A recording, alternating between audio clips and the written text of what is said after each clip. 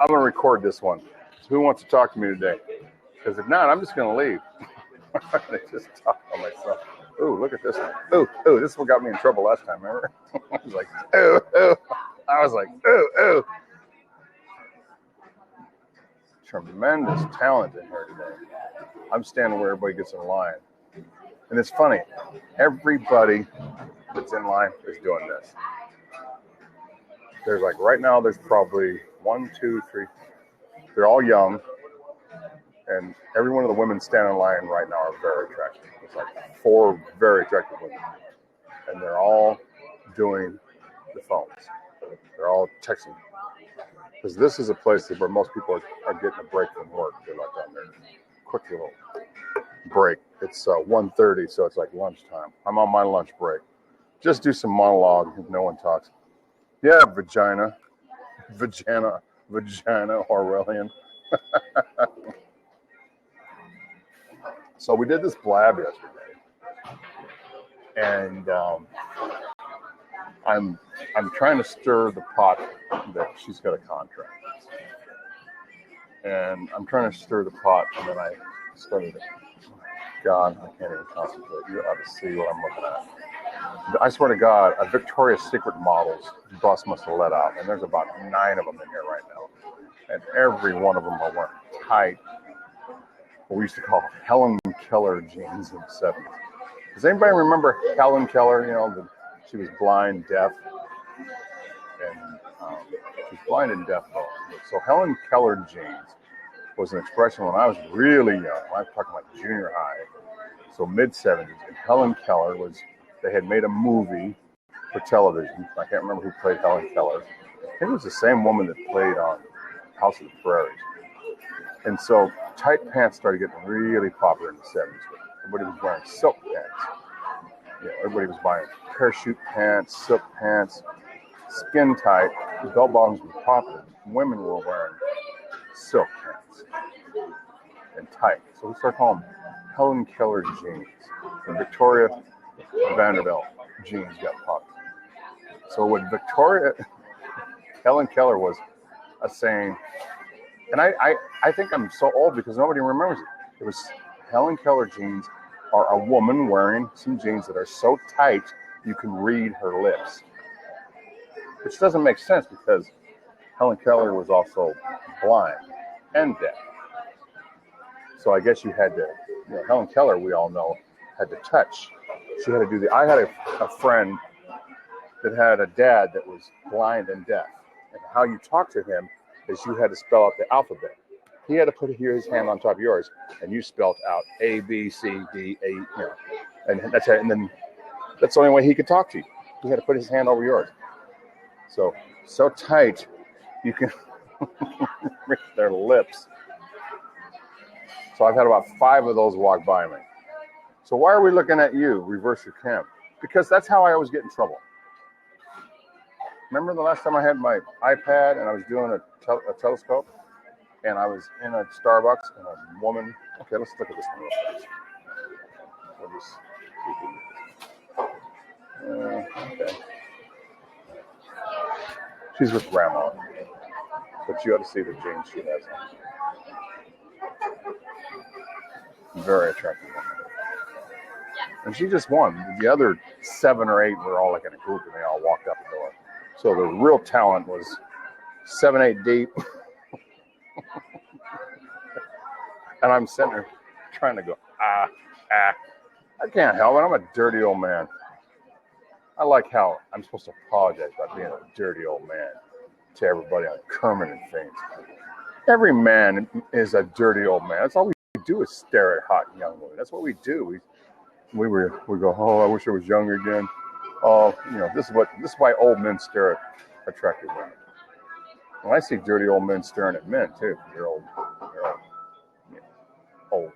homosexual men, and they just sit in some place, just stare, and you ever notice they start really looking at the real attractive women. And what's going on in their head when they're looking at it? Now that I'm a dirty old man, I can tell you, they're going, oh my God, if I was still 25, we're thinking, well, remember when we were 25 and we were the stud? Oh God, if I was still a young man, oh, we'd go, oh, I would tear it out of hell. We're trying to remember back in the day when I was, well, I tell you what, I can still hit it. I don't have to be the dirty on my goal. I like to go up and talk to him. That's what I think is so funny. So the whole thing is I've been pushing the envelope with. At least she's 35, by the way, folks. She lies about her age. The internet says she's 31. She says she's 33 on the show. And somebody told me, I don't remember who, told me she's 35. So I did some research because she has like 4 names. She's 35. So I'm okay. I'm 20 years older than her. I'm 55. And so I'm hitting her up, like, you know.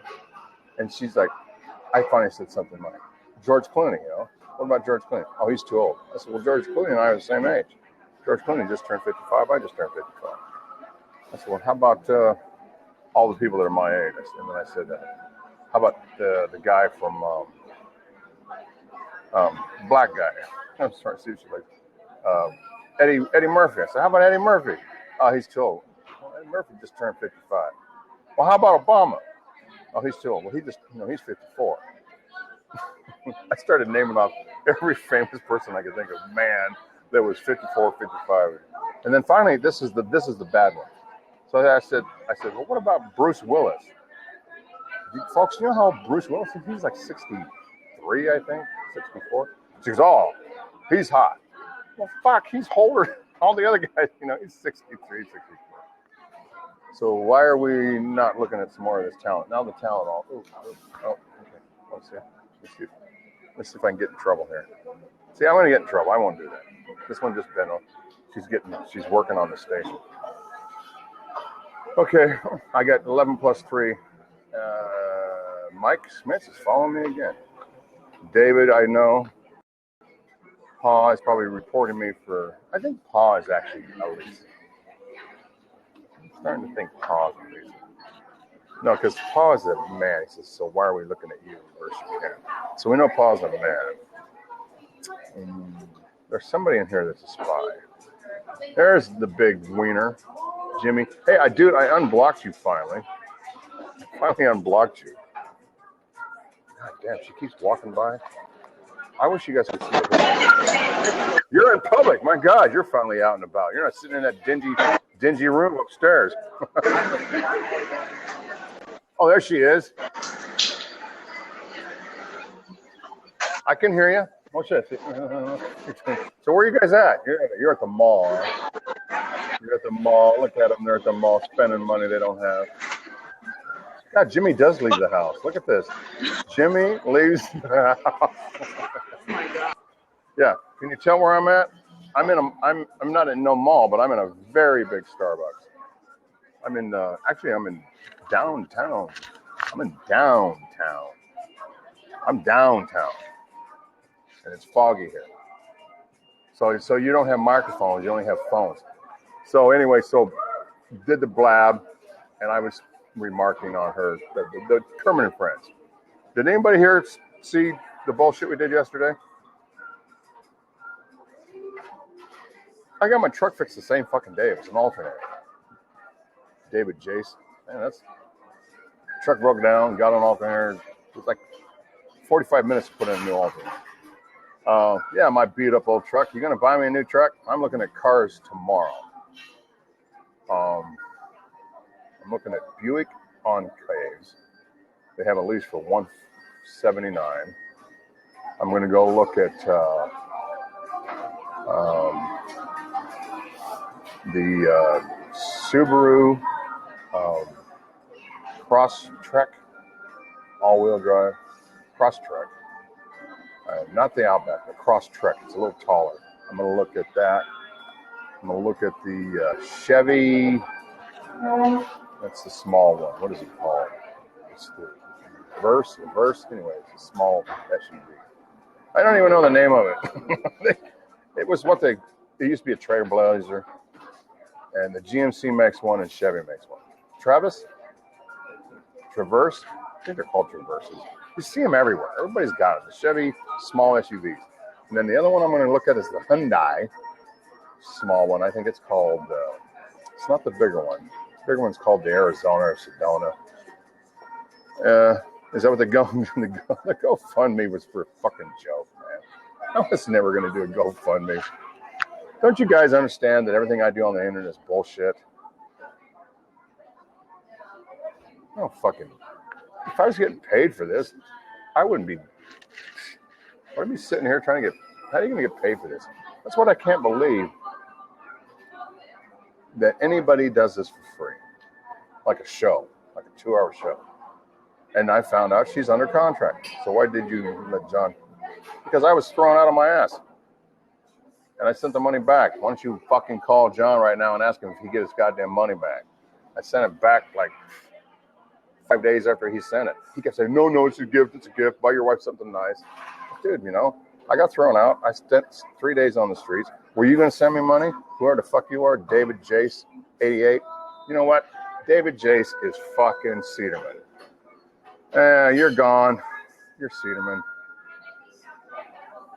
I knew you were Cedarman. Yeah, let's get you out of here. Let's fucking bounce you. I know Cedarman always comes in to fuck with me, and you are Cedarman. Asking about John's money, you're Cedarman. Cedarman has written. Does anybody read the articles? Does anybody read what Cedarman writes other than me? Jim, have you been reading? Mike, have you been reading what Cedarman writes about me? Has anybody read the fucking shit that Hank keeps fucking writing about me? Yeah, I seen some mumblings.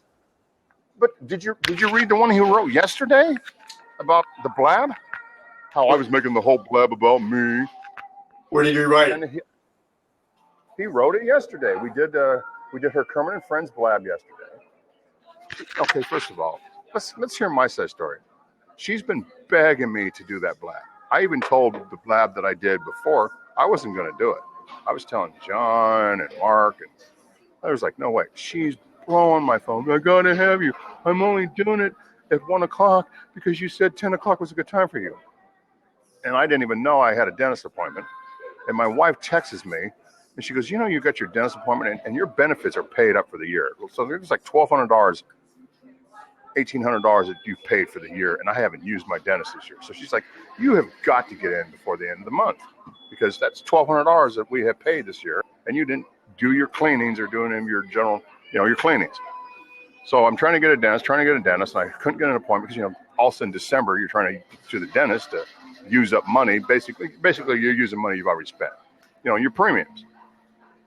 And so I get one, and I told her, I said, look, I got a dentist appointment at 10:44, and your stupid thing's starting to say, well, you can cancel. And she always gets me, I always cave in. I couldn't tell you how many times I'm telling, look, I'm not doing the show anymore. I'm tired of Cedarman. I know Cedarman is an ABC television writer. I know that he works for Molly Kimmel. I know what his name is now. I know who he is. He's one of 12 writers on staff at the Kimmel Live Show. I've sat there and showed his Twitter handle so many times. His last name is Allison. I always forget his first name, but his last name is Allison. I've sat there and showed his pictures. I've tweeted his pictures. I know it's him. And I said, and she goes, well, I can't tell you that. But yes, it is Molly. But if I tell you, I can get sued. I said, well, say it on the show. I said, the one interview that I want is for you to say that you got grabbed by the people that run Kimmel, which means Jimmy Kimmel and his wife, and that they got a deal going with you. I said, you're making me talk about this stuff, and everybody, oh, Dick's a conspiracy nut. He's a fucking whack pack. And she's telling me, but I can't talk about it. I'm under contract. And I said, well, the only way I'm going to do your blab tomorrow is that I get to interview you, and you admit on camera that you've got a green light, just like the Cedarman wrote about. And no, Cedarman is not Molly Kimmel. He's a writer that Molly Kimmel's his boss. And he's actually could be a couple of different people. I'm pretty sure his last name is Allison. And even if it's not, it's definitely her boss or his boss. Actually, I'm convinced for a long time that it was a female writer. Even before I ever thought it was somebody from television or somebody, I just said, that is a writer probably for a woman's magazine. It's some kind of feminazi, because Cederman is very, very feminist in the way she writes about women. So I'm thinking, well, that's just a woman that basically is a feminazi and has an attitude against men. And then I start thinking, no, it's a man, because if you pay attention to what he writes in chat, you see the masculinity part. Are you going to write something and hold it up to the screen? Is that what you're doing, Mike? Yeah. No, I'm trying to make something out of feminazi. So anyway, I'm trying to basically get it out to stop making me look like this pile of shit. And why is it Cederman is writing such outrageous shit about me? Because I'm doxing him, that he's a writer for ABC television, that, you know, he's heading up this project to put Kermit and Friends into television.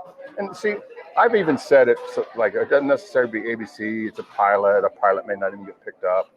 You know, it could end up on TBS. It could end up on, you know, B Network. It could end up, you know, once this stuff gets sold, you don't know where it's going to go. And so I'm doxing. And what is he doing to me? Doxing me, putting up more negative shit about me, making sure he tags it Chris Dick, Christopher Dickens, Ayumi Dick, Federal Way, Washington. He keeps saying I'm 55. He keeps making sure he's got my pictures on it. So anybody that Googles me or my wife, boom, 10,000 hits. And that's called doxing. Calling the job. Can't call my job, because the job I'm taking on the 3rd of January doesn't even have an office. I'll be working out of my home. So anyway, Mike, what's going on? So are you convinced that I'm crazy? Or because this is what I want. This is what I want to happen. I want in the fall that this show lands somewhere. You know, and maybe they won't call it Kermit and Friends. I don't think they will. I think they're going to call it something else. That's a horrible name. You're going to see Elisa Jordana, and you're going to see all these fucking idiots that turned on their camera going. So stay off the camera is my point. Don't get on the camera and don't, because you're not going to get compensated.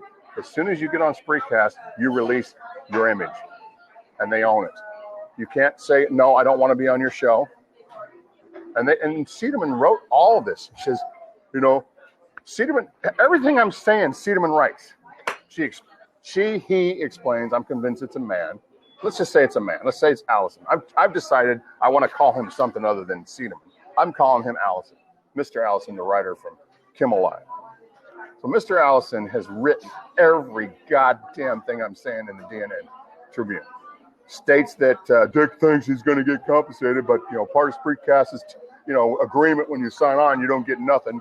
You don't have to give them permission. Because most people in television know that if they come out and film you, they then ask you, do we have your permission? And you have to sign release. I've been interviewed by local news, I don't know how many times. You know, WTO, I was interviewed by Channel 7. That ended up on CNN. As soon as they got done interviewing me, they asked me to sign a release. I got interviewed by Como 4, coming out of a football game one time. As soon as I got done, they had me sign a release. I got interviewed at Channel 5 in San Francisco years ago when they were doing a protest with Lorraine Bobbitt. Remember Lorraine Bobbitt cut the guy's wiener off? And then I ended up in the San Francisco Chronicle, because the guy from the Chronicle then saw my local Channel 5 NBC, you know, weird names, strange names at strange places. So there's these feminazis marching down. I'm working at San Francisco Honda. We're on Market and Van Ness. There's a bunch of feminazis marching with signs. Lorraine Bobbitt had a knife. Lorraine Bobbitt saved her life. You know, she cut her husband's dick off. And they're marching with signs and singing. Lorraine, and they got Channel 5 out there with the cameras. Raining to beat hell. It's in February 1994. So the receptionist has to do the money drop. And we're inside the dealership, and she has to go across the street to the money drop to drop that day's stuff, you know, all the checks and balances for the day. You know, there's a deposit thing. She goes, Chris, would you walk out with me? I said, yeah. So as soon as I walk out, they start really chanting really strong. There's like 100 of them, or maybe less than 100. And there's 2 news cameras. Channel 5 is there, and I think Channel 7 is there. And they got the big, long, fuzzy mic. And as we're walking by, we're standing for the light to change. They go, hi, what's your name? What's your name? I said, Chris. They said, Chris what? And I said, Chris Dick. And a reporter, like, boom, put that fuzzy mic in my face. And he goes, what do you think about this protest? I don't even remember what I said. You know, something about, and I do remember that I did say, hey, I heard John Bobbitt on the Howard Stern show. Howard had him on as a guest. And I says, And so I says, hey, what the woman did wasn't right. I mean, yeah, the guy's cheating, the guy's, a horrible husband, and he's asleep. So basically what I was talking about on Channel 5, local, was, hearing him on Howard Stern. And then the guy says, what was your name again? I said, Christopher Dick. So he goes, here, will you sign this? When he takes the camera away, big fuzzy microphone, takes that away, says, sign here. I signed. The next day, not that night, I was on the news. And everybody saw it. So Herb Cain, a writer at the Chronicle, he was a big local, what do they call a guy that's like a known, writes a column, very well known for the San Francisco Chronicle. He sees this, so he writes a column on me, says, strange names in strange places. So guy named Christopher Dick being interviewed about Lorraine Bobbitt, took a knife. What's the story? Okay. Dick off. My last name is Dick. So I still have the copy of the Herb Cain thing. And I was so embarrassed because everybody at work said, man, we saw you on the news. The owner, Bill Boggs, came up, oh my God, you're on the news. You're in the paper. He's like, brings the Chronicle to me. You're in the paper too, and I saw you on the news. I'm like, that's the last time I ever signed for anything. So years go by, I'm at WTO in 99. Some shit kicks off. They start interviewing me. And I don't really have much to say, but me, put a mic in front of me, I don't give a fuck. I start talking, whatever. A WTO was going on. You know what WTO was in Seattle? Our riots we had for the World Trade Center. You know about that? WTO? Happened in 99, in the winter again. And, it's a Channel 5 NBC person, blah, blah, blah. And I talk. I don't remember what I said. The guy says, can you sign this? And I signed it. That ended up on CNN.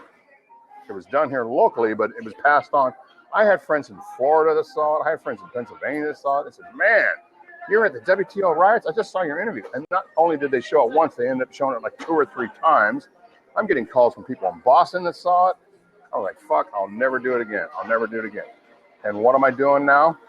I'm doing a goddamn stupid talk show, podcast. And I'm telling you, it's going to end up on the fucking goddamn local. It's going to end up on national news or national TV. At first, when you started talking about the ABC thing, I thought it was just a little bit, kind of, far-reaching. But I'm really starting to think that Cederman, you've got to go and read Cederman's Tribune article about the ABC deal. I will. I read it on the air. It actually makes but it actually makes sense because I'm starting to notice that I watch less TV and more, internet stuff just because the reality TV stuff is just so highly edited. It's predictable. Okay, read the article that it's in Tribune. It's I'll now, check it I guess all Cederman's Tribune stuff is that she named it yesterday at the end of the blab. I think it's called DNNtribune.com. So every article she's written, I'm convinced it's a he, every article that this writer has written, Cederman, is in now DNN.com, I believe. Now, Douche and Cederman always put the links out, and if you'll notice, recently, Elisa and Benji are putting the links to the DNN Tribune, and they're putting out the links to the DNN reports.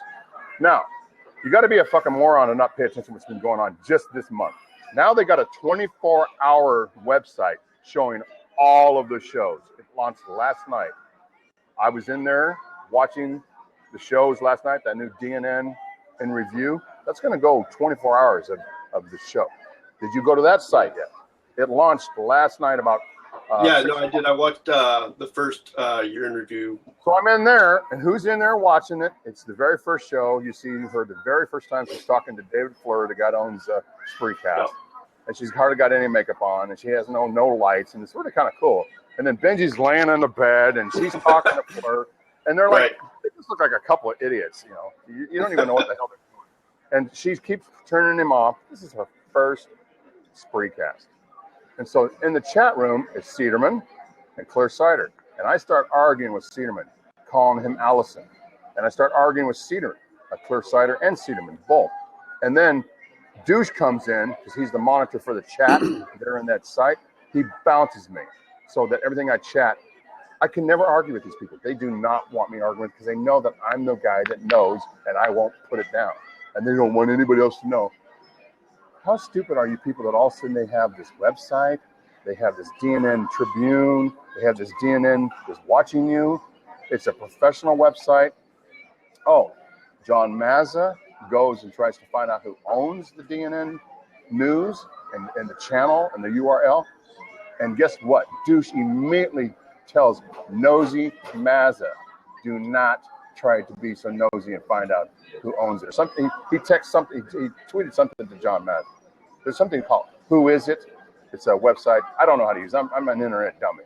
It's a website called Who Is It or Who Does It. And in any URL you put in there and you find out who's behind it. This one's been purchased. Don't release the name.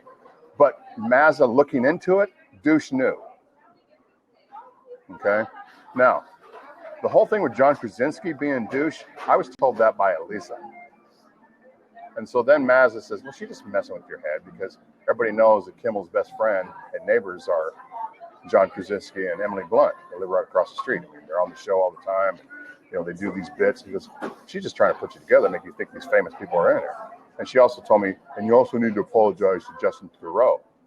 Everybody knows Justin Theroux from, he's married to Jennifer Aniston, TV show that I watched, Leftovers.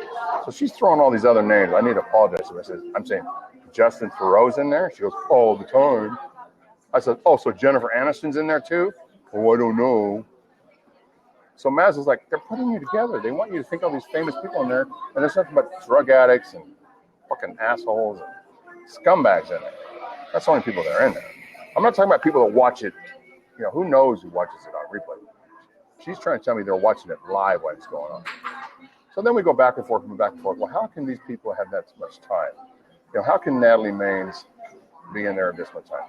Claire Sider is Natalie Maines, folks. I argued with her so much in that DNN thing yesterday when Douche came in and bounced me because I was finally getting her to admit she's Natalie.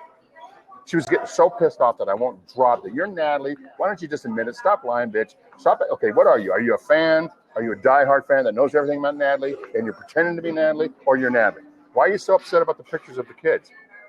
The only picture of kids I put up was a picture of her with her two sons that's taken off the internet. Her and her husband, they're coming in an airport. And she's got two young boys. It's taken like a year ago. And she goes, you had alternative motives. I said, just admit that you're either a psycho fan that wants everybody to think you're Natalie, or you are Natalie. Which is it? Psycho fan, Natalie. And I'm typing this back. Psycho fan, real Natalie. All right, real Natalie. Well, we still don't know. Could be a psycho fan. So I'm in the camp that I don't really think it's Natalie Maines, but I think Elisa definitely knows who it is because at some point during one of her spreecasts, she read yesterday's DNN. Yeah, no, I'm looking at it. It's not on the front page. In the report, you have to read it. The one he wrote yesterday for the Blab. No, he says when asshole Dick asked her, she sent a text and told not to tell. I don't see it. It's not on the front page anymore. If it's on the DNN. It's there. You just don't know where to find it. It's there. It's there. It's DNN's report of yesterday's Blab. Alicia Jordana. It's a really, really long article, mostly about what an asshole, fat fuck and loser, con man, piece of shit I am. How I took over the show. It's all about just bashing me because everything Cederman writes is about me. If I'm on, the whole article will be about me and what a piece of shit I am, what a fucking convict I am, what a con man I am, how fat and disgusting I am. It's a complete rant and rave about me being the biggest piece of shit in the world because Elisa absolutely loves me. And that's not an act. She does. She begs me to get unbanned and come back.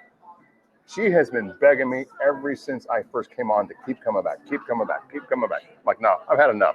I'm tired of the bullshit. It's ridiculous. It's ridiculous. It's just stupidity. It's like, I can't even believe I've done it this long. No, it'll be different. And then I got more intrigued when I found that professional people were behind the show, and I wanted to, play detective and figure this out. I'm just so fucking bored with it now. So fucking bored with it. Yeah. So what are you gonna do? What's your next move? I don't know. I'm banned, so I can't do it. I'm banned over there. I could call in and be Chad. She doesn't want me Chad. She wants me on screen. Hey, I'm her fucking friend. Are you related? I'm her honest friend. No. Are you related to Paul Allen? No, my last name is Dick. I'm not gonna be related to Paul Allen. No, you dress just like him. He's a really ugly man. Thank you very much for telling me I look like Paul Allen. He's a very ugly man. There's a guy in here that looks like him. This guy looks like Paul Allen. Yeah, no, I think he had some cancer scare or something years ago. Yeah, he's on local stuff all the time. Well, he's on here locally because he owns the Seahawks. Yeah. So anytime they're, Seahawks are doing good, there's his fucking ugly ass, and he wears glasses kind of like this, and he's really tall. I've actually met him. I met him in the late '90s. I met him for like 2 minutes. Didn't even know who he was. Yeah. When I met him, because I didn't know what he looked like in those days. I got here in '96, and I think I met him in '97. Yeah. And didn't know who he was. Didn't have a clue. And then later he walked away, and the people are just, you know who that was? And I go, no, that's Paul Allen. And then when they said Paul Allen, I still had to. I said, Paul Allen. They said, you're not from Seattle, are you? I said, no, I said, I'm from San Francisco. They said, you don't know who Paul Allen is? Well, no, I don't. Okay. It's like, okay, well, and then they told me, it's Bill Gates. And, I said, well, Steve Wozniak and Dave, I know who Steve Wozniak, and I know who, Steve Jobs was, because I'm from the Bay Area. That's Cupertino, Us in that area, we know Wozniak and Steve Jobs. I lived in Palo Alto. Everybody in Palo Alto knows who Steve Jobs is, but I don't know the Microsoft shit other than Bill Gates. Everybody's like, you didn't know that? He fucking runs this city. Everything you see, he owns. I'm like, well, okay, I didn't know. Well, and basically, because he does own everything in this city. Well, because half the people that live in Seattle probably work at Microsoft. Not half. Well, I think there's people that work for everybody, but he's our JR. Remember the television show JR about Dallas? Yeah. I mean, Paul Allen is like a real JR. Yeah. What he is to Seattle. He's like the man. He's the real deal. I mean, and right behind him is Howard Schultz, the guy that owns Starbucks. So it's kind of like, who's richer, Paul or actually, I'm sure Paul's richer. Yeah, definitely Paul. Because actually, we got all three of them here. Bill Gates lives here, folks. Okay.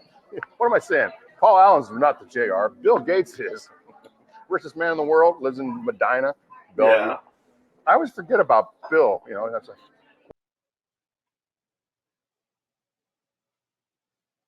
what really makes people from the Space Needle?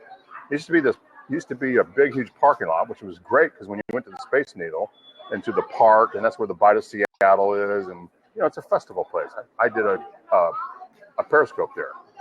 I walked around the whole Space Needle once. Some of the people here might have seen it. So there was this huge, huge parking lot. God, every time I drink these passionate iced teas, I start getting hiccups. And it's now Bill Gates Foundation. You got Bill and Linda. Sugar hiccups. Yeah, this is not sugar. I don't put sugar in it. It's got some sugar in it, I'm sure. Well, it's not supposed to. Right.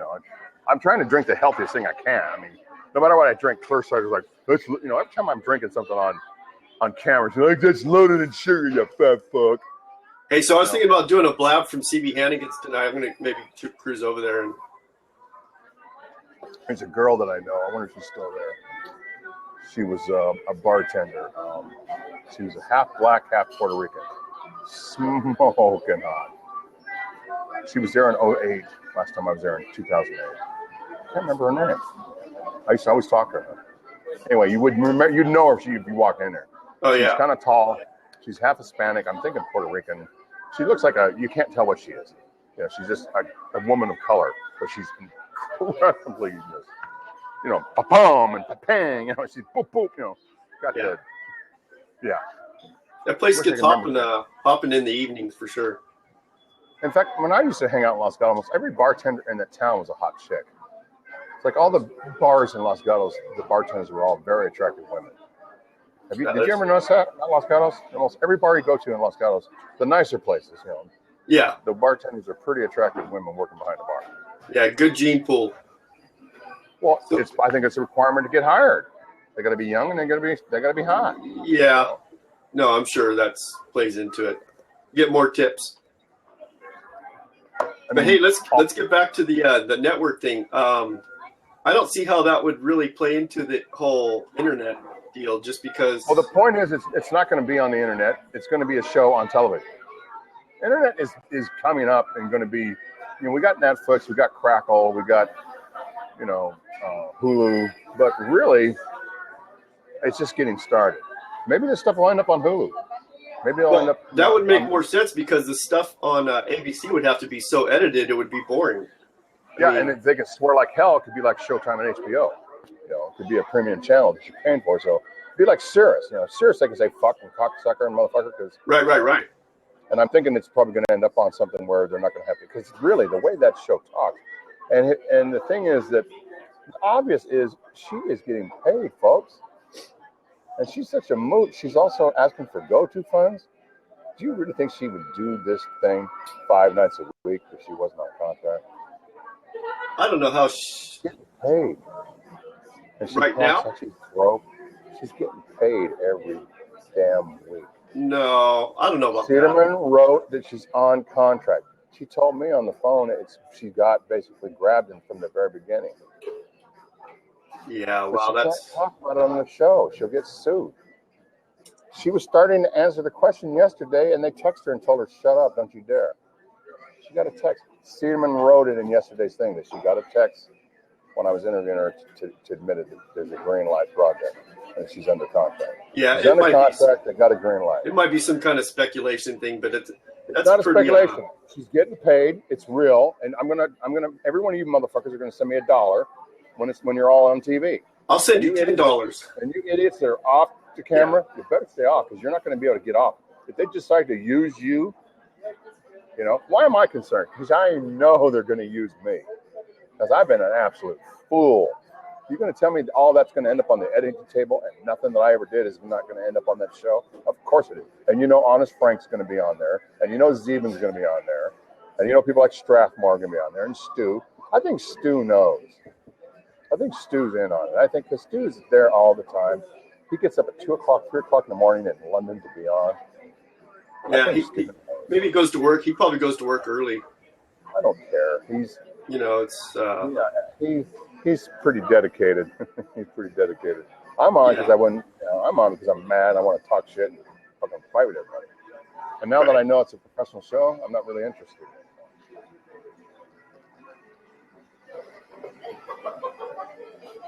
So what do you got behind you, man? Everybody thought you was in a boat. No. I live in a mobile home. Everybody says he's in a boat. I said, man, he's in a boat. Okay, the guy's got money. He owns a boat. They're thinking, oh, this guy's got money. We got to start liking him. No, it's funny. Nicole said that she thought this was a toilet paper roll when I first came on. Are you traveling to do your job? Is that why you're in a mobile home? No. Are you in a mobile home? RV? Yeah, like in a mobile home. A trailer. Oh, I thought like an RV, like a No. No, it's stationary. So, so you live in a trailer park. You white trailer park trash. No, it's actually on somebody's property. It's kind of nice. I don't have neighbors. So why don't you watch TV? Why are you watching this shit? No, I just told you because it's boring. The reality TV stuff is just so edited and so highly produced that it loses its flavor. I mean, it totally degrades the quality of show. I mean, typically when a reality show starts, the first year, the first season or whatever is not as edited. Well, there was one that I kind of got a little bit addicted to a long time ago. It was Bad Girls. They all went in the house. They were like someplace in Hollywood Hills. Is that MTV or fighting like crazy? It was on Bravo, I think. Bravo. Is there on Bravo or E? Anyway, they still have it. It's in its 10th or 11th season. There's just all these chicks going in this house and they just fight and carry on, and they actually knocked the shit out of each other. And one of them was removed by security, and the cops came and took her out of the house. There was one girl left in handcuffs. And that was like 8 years ago. But all this other stuff, this like New York Housewives or Atlanta Housewives, I've just channel surfed and kind of landed on that for a minute. Yeah. Big Brother, I've never been able to watch more than 10 minutes of that. And that's been on for 12 seasons. They're all in the house. It's called Big Brother. When they had MTV Real World, they were in Seattle. It was right down on the waterfront. And I was walking by, and they were filming. They were doing all this stuff, and then they were showing up in the nightclubs in the local area. Seattle Real, and they would have their trucks and their equipment. All their techs would be running around with their shirts going Seattle MTV, with all their gear, and they want to show off. They want you to know they're filming. It's just, and then everybody that was on was being told what to talk about. We were standing there watching them film it. So when you actually was watching them get ready to film Seattle real people, real whatever, and they're being coached, and we're standing there, watching behind the rope going, yeah, this is about as real as fucking, Barney Fife and Mayberry. So reality TV is pretty much half scripted. Basically, they set everybody up. Okay, that's what I'm saying. Start talking about this, and you two are going to get in the fight because you're going to accuse her of this, and they don't really like have a written script, but they just coach them through it, and then they go action, and then if they ad lib and do what they want, they go, okay, we're done. If they don't like it and they want more, then they'll keep filming until they get more and more and more. Yeah. But the people that are doing it are pretty good ad lib type people. They're going to get up there and just ad lib all the way through it. Okay, so one thing you noticed on any of those shows is the person that's the biggest asshole is always the most popular. Yes. So I'm the biggest asshole. I'm the biggest asshole. Well, that's why you got so popular on Elisa's show. Yeah. I mean, I hate to say it, but I mean, this is the way it came down. Well, the thing is the wife got upset about it, and she had a meltdown. And I'm like, if they just wouldn't have doxed it and put everything in her name, she never would have found out. But they heard me say, like, first week, oh, my God, my wife finds out I'm here doing this shit. She's going to get pissed. And I was telling them how I'd only been doing it about 2 weeks, and we're laying in bed watching some shit on TV, and she's got her iPad out. She started Googling, and she lands on Taco Bell, which is an episode that I did called Taco Bell. And Taco Bell is when I really go at it. I can't remember. I'd have to go back and watch the episode called Taco Bell, but I have one of my major, let's rock and roll. And I grabbed the iPad from my wife. I'm like, she goes, what is that? Like, oh, it's a chat room. And I'm just arguing with people. What are you doing? You would have thought I was, But now she knows. So, and she doesn't even care anymore. She was so upset and so angry for like 10 days. Because she's finding more and more and more and more stuff and more stuff. And finally she just is like, whatever, man. I'm going to divorce you anyway. I don't care anymore. Yeah, it sounds like she's maybe a little bit computer phobic or just tech phobic. She's privacy phobic. Privacy phobic. Doesn't want to shop online. I bought this case. These cases for my iPhone 6, I always buy them on Amazon. This case locally at Best Buy is like $60. I found it on Amazon or eBay for $17, $18. Yep. And I'm always buying cases. I bought my case for my iPad. These little cases over here at Best Buy and stuff were $89. Because it's real leather. I got this on eBay or Amazon. I don't remember which one. It was like $20, $18.99. She's like, don't be buying this. I said, I'm not gonna buy these cases at the store for $80 to $60 when I can buy them online for $17, $18, $20. And that's usually what I buy is cases. I bought glass cases, for glasses. You go look at these glass cases in the store. They want $30 for a case that holds glasses. They're $7 online. I guess the internet's a good place to buy eyeglasses too. Eyeglasses. Yeah. Exactly. I mean, just recently I got a website. I can find glasses as good as anything they have at, say, in LensCrafter, which are $600-700. I can be $130, $140. Yeah. So, there's certain things you can really save money online.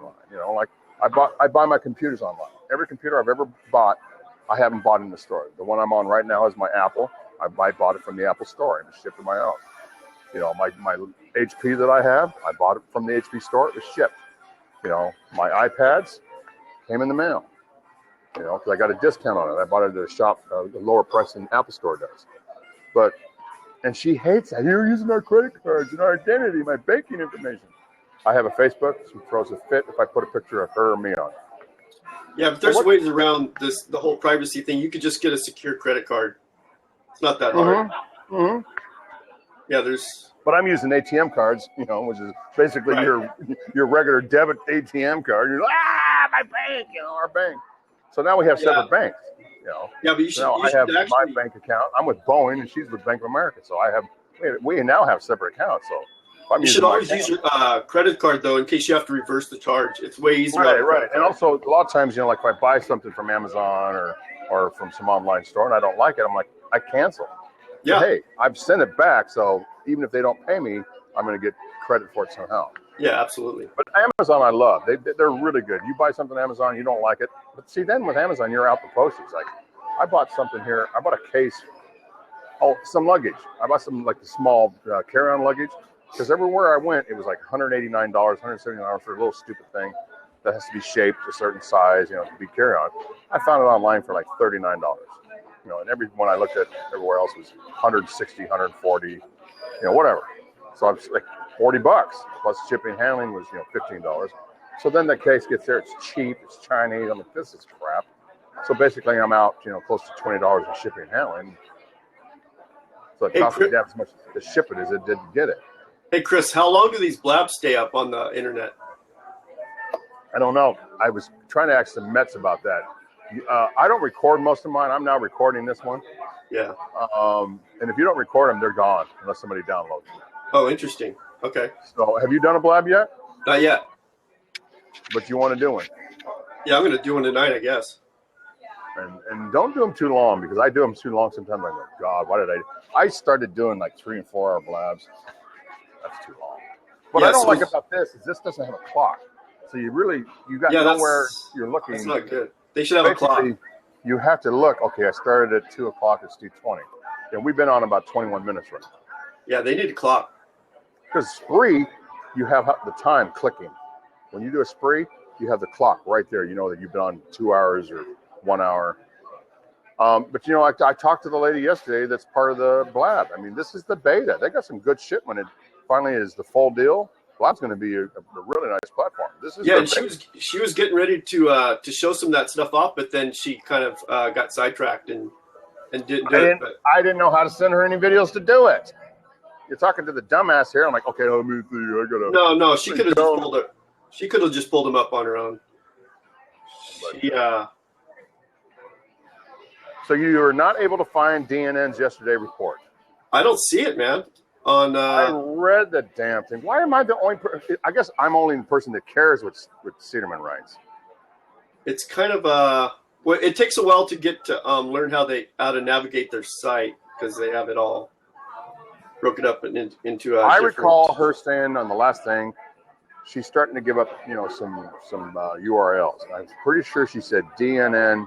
I thought she called it DNN Tribune. Tribune. See. Got to spell it all out. Tribune. I recall she said dnntribune.com. Yeah. I bet I'll get it. Well, then they also have it separate. Right here. It's right here. There it is. dnntribune.com. The Cederman report thing? Yes. The Douche News Network Tribune. There it is right there. Oh, she just posted one today called KFA Alumni's Iron Update. Big trend, big challenge. That's the guy that's at Sarah Palsy. Yeah. Review Friends from Blab historic episode. That's the one I'm in. So then right below it. Click the one that has, this is my article that she just kicks my ass in it. Kermit Friends Storm Blab historic episode drives big numbers. New York, and much anticipated webcast today. Kermit and Friends Ringmaster. It's right there, man. It's long. It's all about me and what a piece of shit I am. It's mostly about me. The show to road trip rival platform Blab today. Okay. I got it now. There it is. I got it. Got a picture of me. Always take the worst picture they can find of me to put it on there. And it says Chris being a tool again. Jordan expressed concern as how the show would go, but from all the appearances, the show was a success, drawing over 450 viewers at one point, as far as Kermit's show. The show began particularly sour note, so you've got to start bashing me, the second paragraph. Disgraced banned from Spreecast, creepy Christopher Dick, always has to use my full name, that's doxing right there, appearing in camera close up, complaining about what he saw as inconsistencies in Jordan's appearance on Blab, as she once had referred to it as ghetto.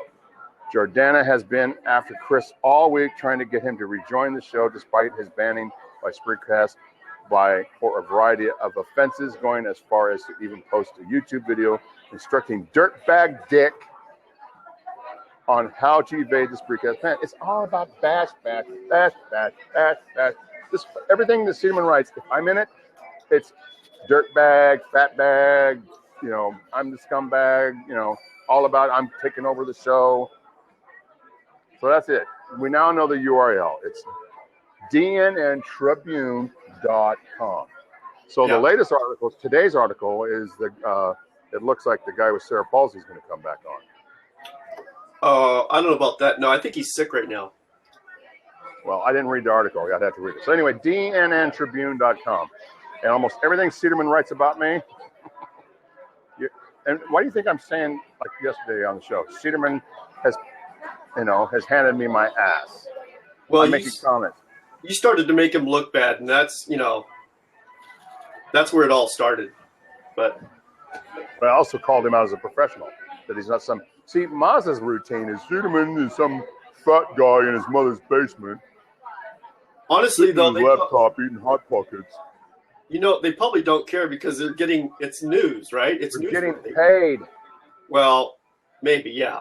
Okay. What does it take for you people to believe that this is a real show? That people are getting paid? Yeah, I'm not getting paid. Elise is getting paid. Cederman's getting paid. Douche is getting paid. Elko Tron is getting paid. Elko Tron is an associate producer, folks. Whatever you do, Tron is an associate producer. Whatever you do, don't call the show to Jimmy Linguini, though. He hates that. And she calls it a show because it really is going to be a show. Well, I mean, that's... Right now, it's a podcast. Right now, it's exactly what Cederman wrote. Cederman tells everybody everything. All you have to do is read it and stop being trolls long enough to realize they're telling you the truth. They're using me as the conspiracy nut, the guy that believes John F. Kennedy was killed by 3 people instead of 1. I'm the Alex Jones. I'm the conspiracy guy. I'm the guy that's taken over the show. I'm the loudmouth. I'm the bastard. I'm the con artist. I'm the person that just wants to take everybody's money. I'm the guy that doesn't work. I'm the guy that I'm the bad. I'm the bad guy. So they put me as the bad guy, but then they tell you about the green light. They tell you about the contracts. They tell you about, that it's going to have an online. Now you've got the website that's going to have the paper. Why are they putting together all these websites for a stupid little podcast? They're putting everything in place now where it's going to be 24 hours. You can go in and see the show. These are professionally designed, and the people that are running them, you cannot find out who they are. It's sealed. That's how professionals work. This stuff isn't cheap. You think all that bandwidth and all that website and web hosting is free? It's amazing. It's amazing to watch those earlier shows. Do you think websites like that have some video streaming are free? Well, where's the money coming from? No, but that lady told you yesterday where the money's coming. They have somebody that funded their. What is Blab going to be? Blab is a company that is putting together a platform. Once it gets out of beta, they're just hoping to get bought by somebody like Google or Twitter. Or Twitter or something. Yeah, probably. Somebody. Well, isn't Twitter just got bought by somebody? Google probably gobbled this up. Believe me, this is going to end up becoming Google. No, because she said they ended up they wrote the site at some hackathon or something.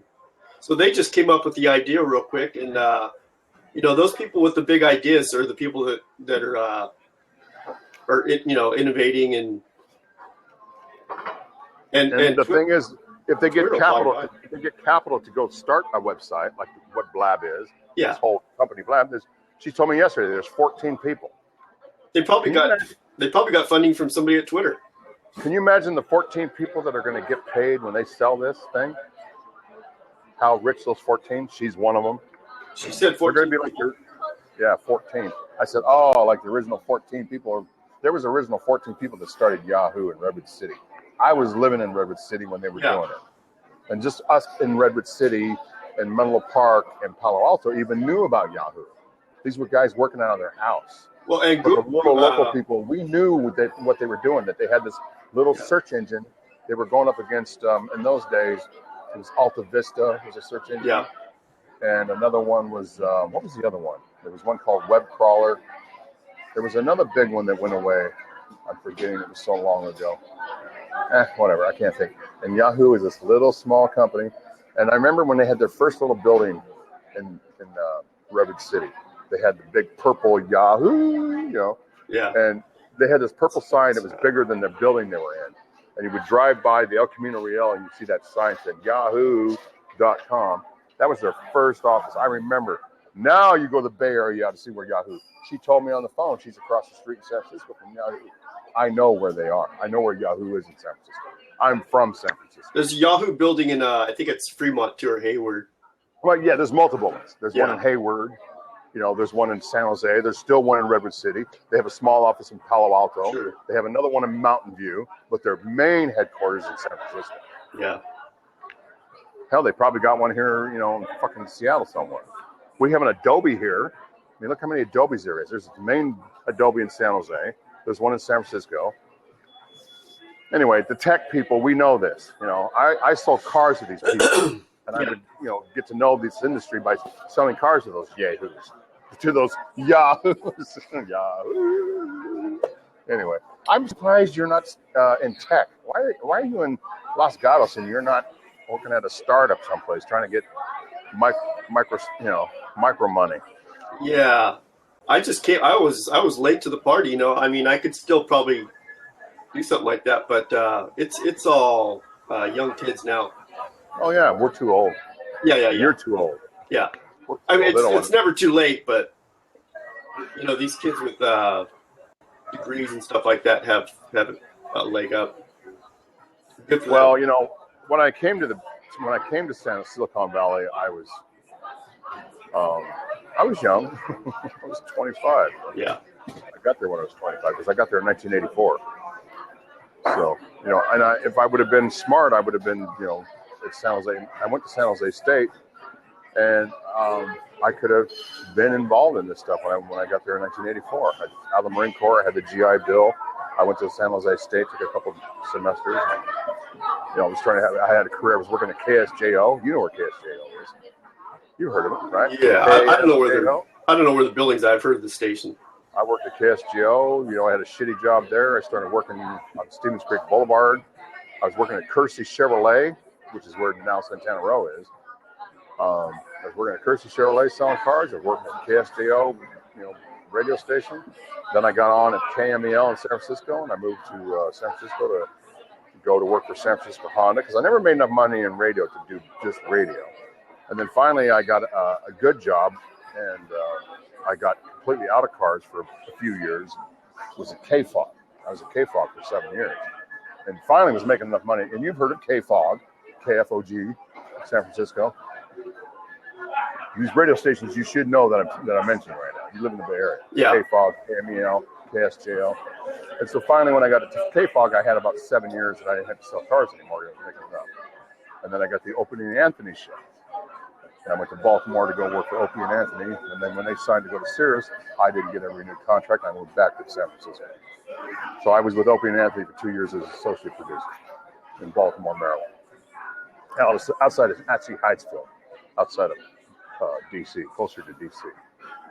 A suburb to D.C., Washington, D.C. But anyway, my point is, I can't believe that people think she's not getting paid.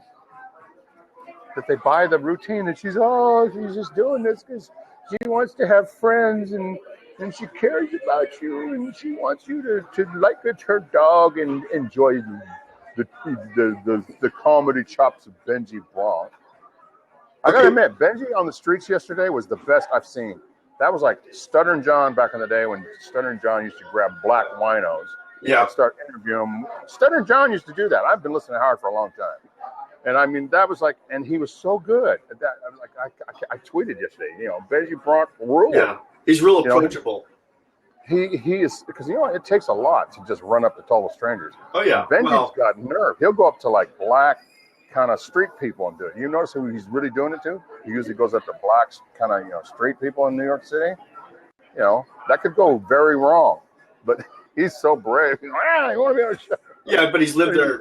He's lived there forever. He probably knows. Yeah. He knows what the deal is. And the thing is, New York is not like you think. When I was out there and when I go out there, I'm kind of the same way. I'll talk to total strangers, and I'm actually better in a place like that because people don't even notice me. I'm out here. I get too loud. I start having these people stare at me. These Seattleites. Yeah. What are you doing? Why are you making so much noise? I got to be really careful in Seattle. I got to be careful with my volume. I got to be careful with the dirty words that I use. If I was swearing like this and talking loud in New York, nobody would even give a flying F. But in Seattle, I start getting the looks like, excuse me, will you watch your language?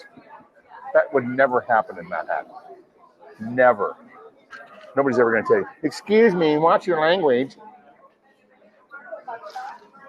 And it happens in San Jose too. You can't talk loud in San Jose. People are like, "Excuse me, sir, would you stop swearing? My children are here." Yeah. San Jose and Seattle are a lot alike. Except for San Jose is not quite as disgusting because the weather's nice. Here the weather's nice. What's the weather like today? No, it's raining. Outside? Oh, it's raining? Oh, yeah. No, it actually stopped just a second ago, but yeah, no rain like 5 inches last night. What are you going to do for Christmas, man? You gonna do something for Christmas? Yeah, no, I was thinking about doing some traveling, but yeah, I'm not too sure. You don't even want to leave town? Fuck, it's nice right here, man. I know. How long you lived there? I've lived in Los Gatos for 25 years. I'm surprised I never saw you, man. You never came into Anderson Chevrolet or Swanson Ford? Probably not. No, probably not. I was there 03, 04. I was at Swanson and there in 03, 04. I worked at those two stores during that time. I was there for almost a year from 03, 04. Then the last time I was there in 07. But you said you used to hang out at CB Hannigan's? Yeah, 03, 04. And I went back in 07. She was still there, the girl I talked about. I used to pop in there. And so I was there in 07, mostly in the city, because that time I was working and living in San Francisco. I was over by the zoo, right by the zoo, right on the water in Rivera. You know, I walked right out my front door and I'm on the beach. So Chris, you got to answer a question. What? Are you really married? Do you really have a wife? Yeah. Okay. Really got a psycho bitch wife for 25 years. Yeah, it's just. And I'm really going to be leaving because of the bullshit. Do I have a wife? My phone is blown up. I've been on the air when she calls. Yeah. I put pictures of her on. Okay. I put pictures and then she saw those pictures. Oh my God, she got mad. You put my pictures up. I said, yeah, man. Everybody thought you were dead. I had to prove that I had a wife. You really thought I didn't have a wife? You thought I was that full of shit. Well, no, I just I noticed that you were like periscoping and doing blabs and stuff at early morning hours and. Because she's at work. I don't want to do this when she's at home. Why do you think I'm not doing this show at 5 o'clock? Because she gets home about 6. And usually if I'm selling cars, I'm not home. Or if I am, I'm off Monday, Tuesday, Wednesday, which I could be home. But I'm going back to work on the 3rd. You're not going to see me much after the 3rd. I mean, I'm going to have 2 days off a week. I'll be working Sundays and Saturdays, even in this home improvement shit. Actually, I think I'll have Sunday off. So I'll probably take a Sunday. But you probably still have some free time. I mean, it doesn't take that long just to jump on the internet and do a quick, quick broadcast. I was thinking about doing a, I don't like the fact that she's trying to tell me that I'm going to get compensated. And that's what I'm so angry about. I take this abuse from Cedarman. See, my temper's real. See, you can't pretend this. A guy that gets this mad, I was really mad before somebody. Yeah, I've seen you mad a couple times. I was like insane mad when I got that song. Because I took that as somebody trying to get me a little bit too close. Yeah. And I didn't know the show was a professional show then. I didn't know the show was, had money financing it. I guarantee you, nobody did that except for a Uber. They used Uber drivers to do all of it.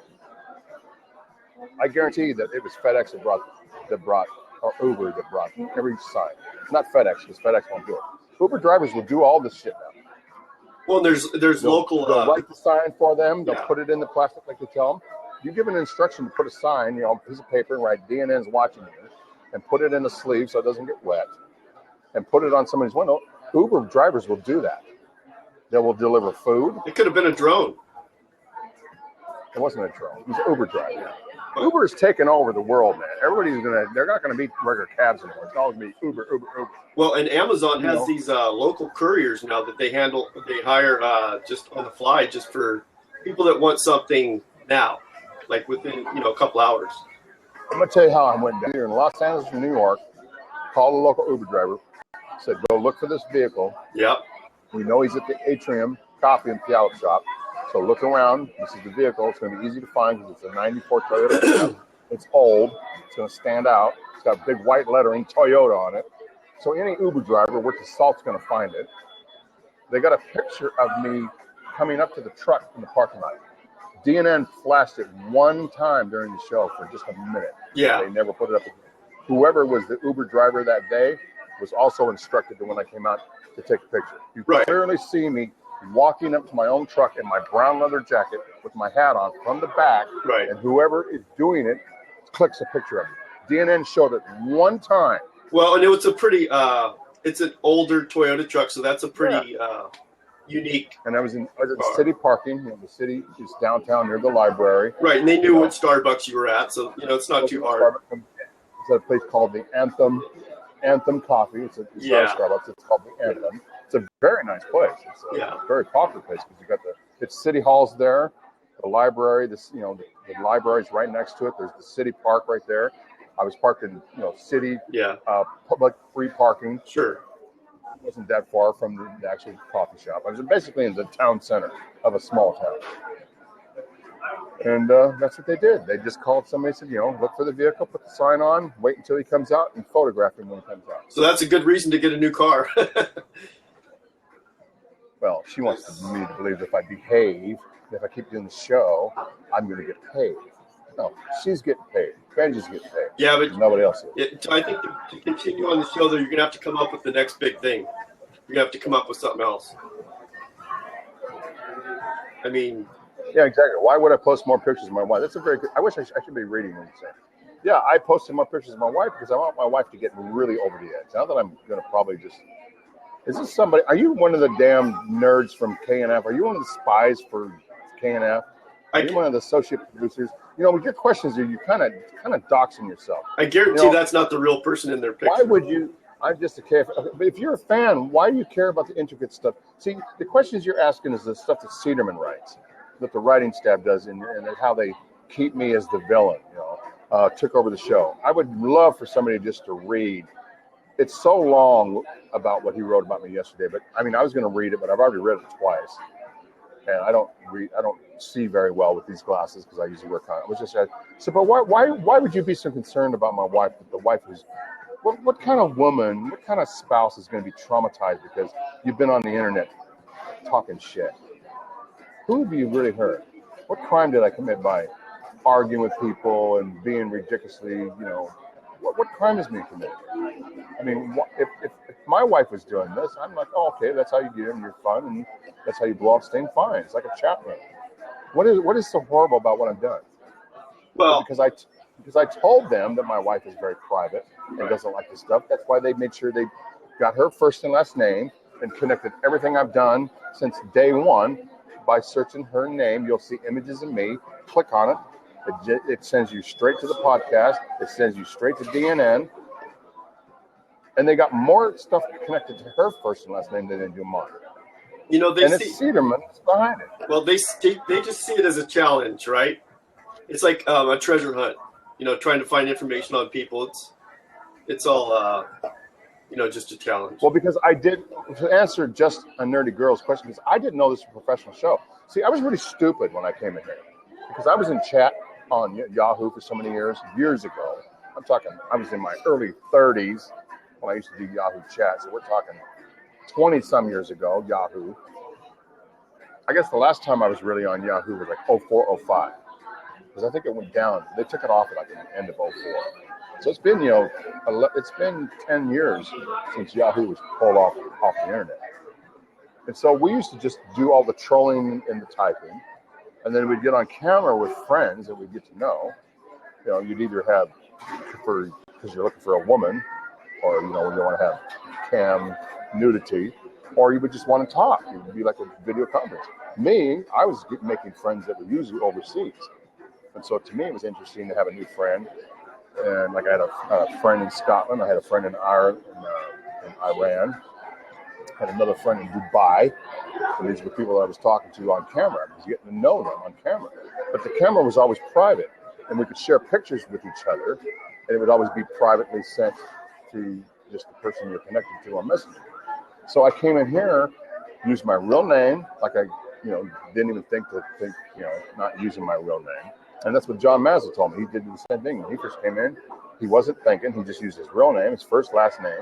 they say, where you live? Seattle. What do you do? Sell cars, used to be in radio. They're like, oh, we've got one. That's what goes through their head when you use the real name and the city.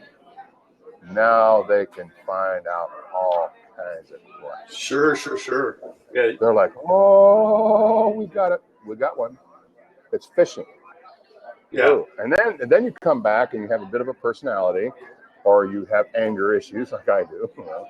You get, have anger management problems. You have emotional, psychological problems. And on top of it, you come in and you start lying your ass off like I did. So, Chris, did you answer her question? She was asking about some pictures you posted last night of your wife.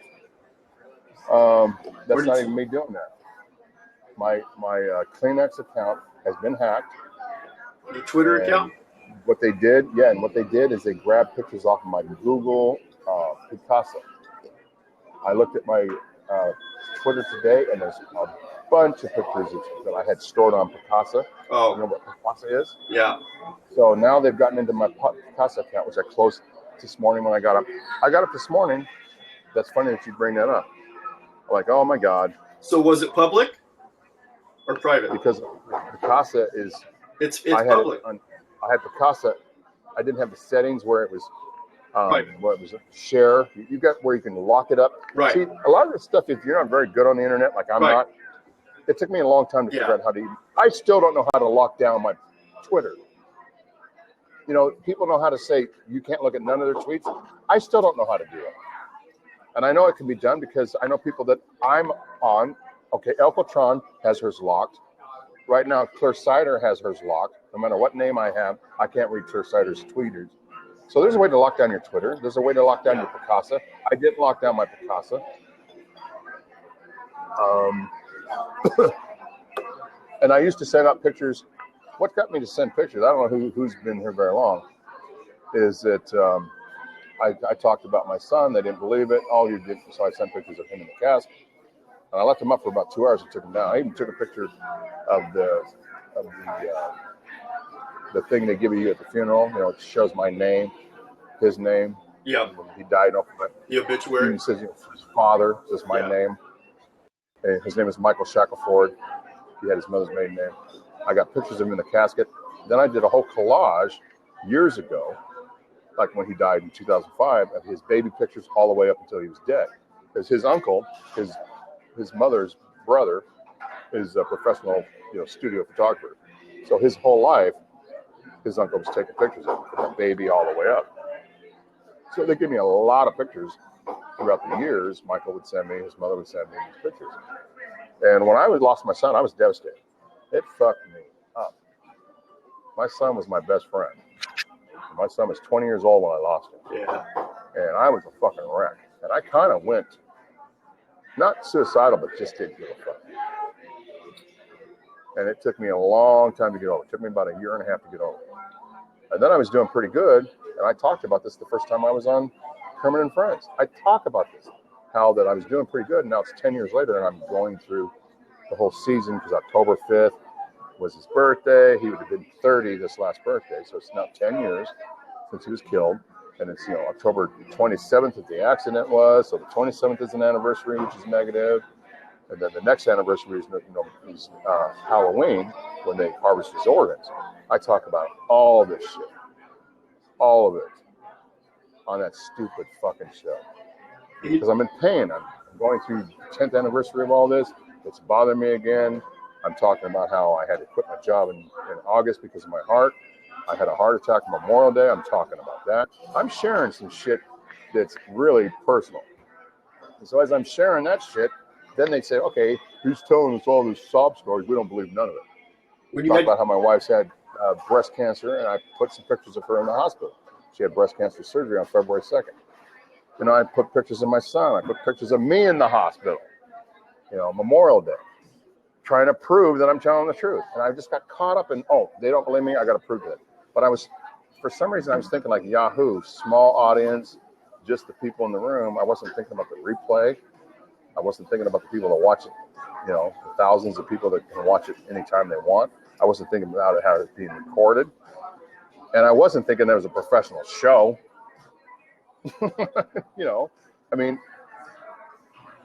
And then I went on a rage. I started, every time I would be on, I'd say, well, let me just go give them some stuff. Rover going to do a blab solo. Nicole is here. Why does Nicole follow me? She can't stand me. I think it's Gary Delabate. She just said hello, hello. Hello, hello. It's Nicole. I don't even know who they are anymore. They could be anybody. Hey, I didn't realize who knows who they are. Howard Stern said he's going to be posting all his videos on Sirius somehow. That's kind of interesting because that'll be probably I would love, format. if there's only one thing I would ask for Benji and from Elisa, let me meet Howard. I was in radio for 23 years. I never made it. I finally got out of it permanently last time I was in radio was 2009. It's 2015. So I finally gave up and just threw in the towel. But my idol in radio was two people. It was Howard Stern, and the other one's no longer alive. So my was Casey Kasem, America's Top 40. Because Casey Kasem was such a legend, and Dick Clark. And Dick Clark I got to meet through my uncle, but I'd say I can't really think of too many disc jockeys. Oh, I used to use the name of a guy that I liked, Chris Van Dyke. The real Chris Van Dyke was a big fan of. He had a huge career. You said something about Billy Pearl. Billy Pearl was in Los Angeles when I was young. You said you knew Tom Likas. He's a pretty big Tom guy. Likas. I was a big fan of him. I was a big fan of BJ Shays. I was going to BJ Shays. I used to listen to Tom Likas a while. He was pretty interesting. I'm trying to think of who did I grow up liking. Oh, Todd Foster from WROR Boston. Billy Pearl from San Francisco. He was a KMEL in the 70s. Billy Pearl and KMEL San Francisco. I used to love him. Grew up listening to him. So yeah, I mean, these were my radio heroes growing up, and I knew I wanted to be a DJ by the time I was 14. Hell, from the time I was 12, I knew I wanted to have a job in radio. So I wanted to be a DJ. God, I was younger than that. I was like 10. I was making tapes, doing radio shows in my bedroom. I was 10 years old. You have to admit, though, Howard Stern's getting a little long in the tooth, don't you think? But I think he's better than he ever was. Really? His interviewing, his interview used to be three things. How big's your dick? Right. Do you eat pussy? Do you get fucked in the ass? How much money do you have? Is your girlfriend, he would get into the sex life. Now his interview is like all kinds of stuff. You know what's funny about him asking people how much money they earn or have?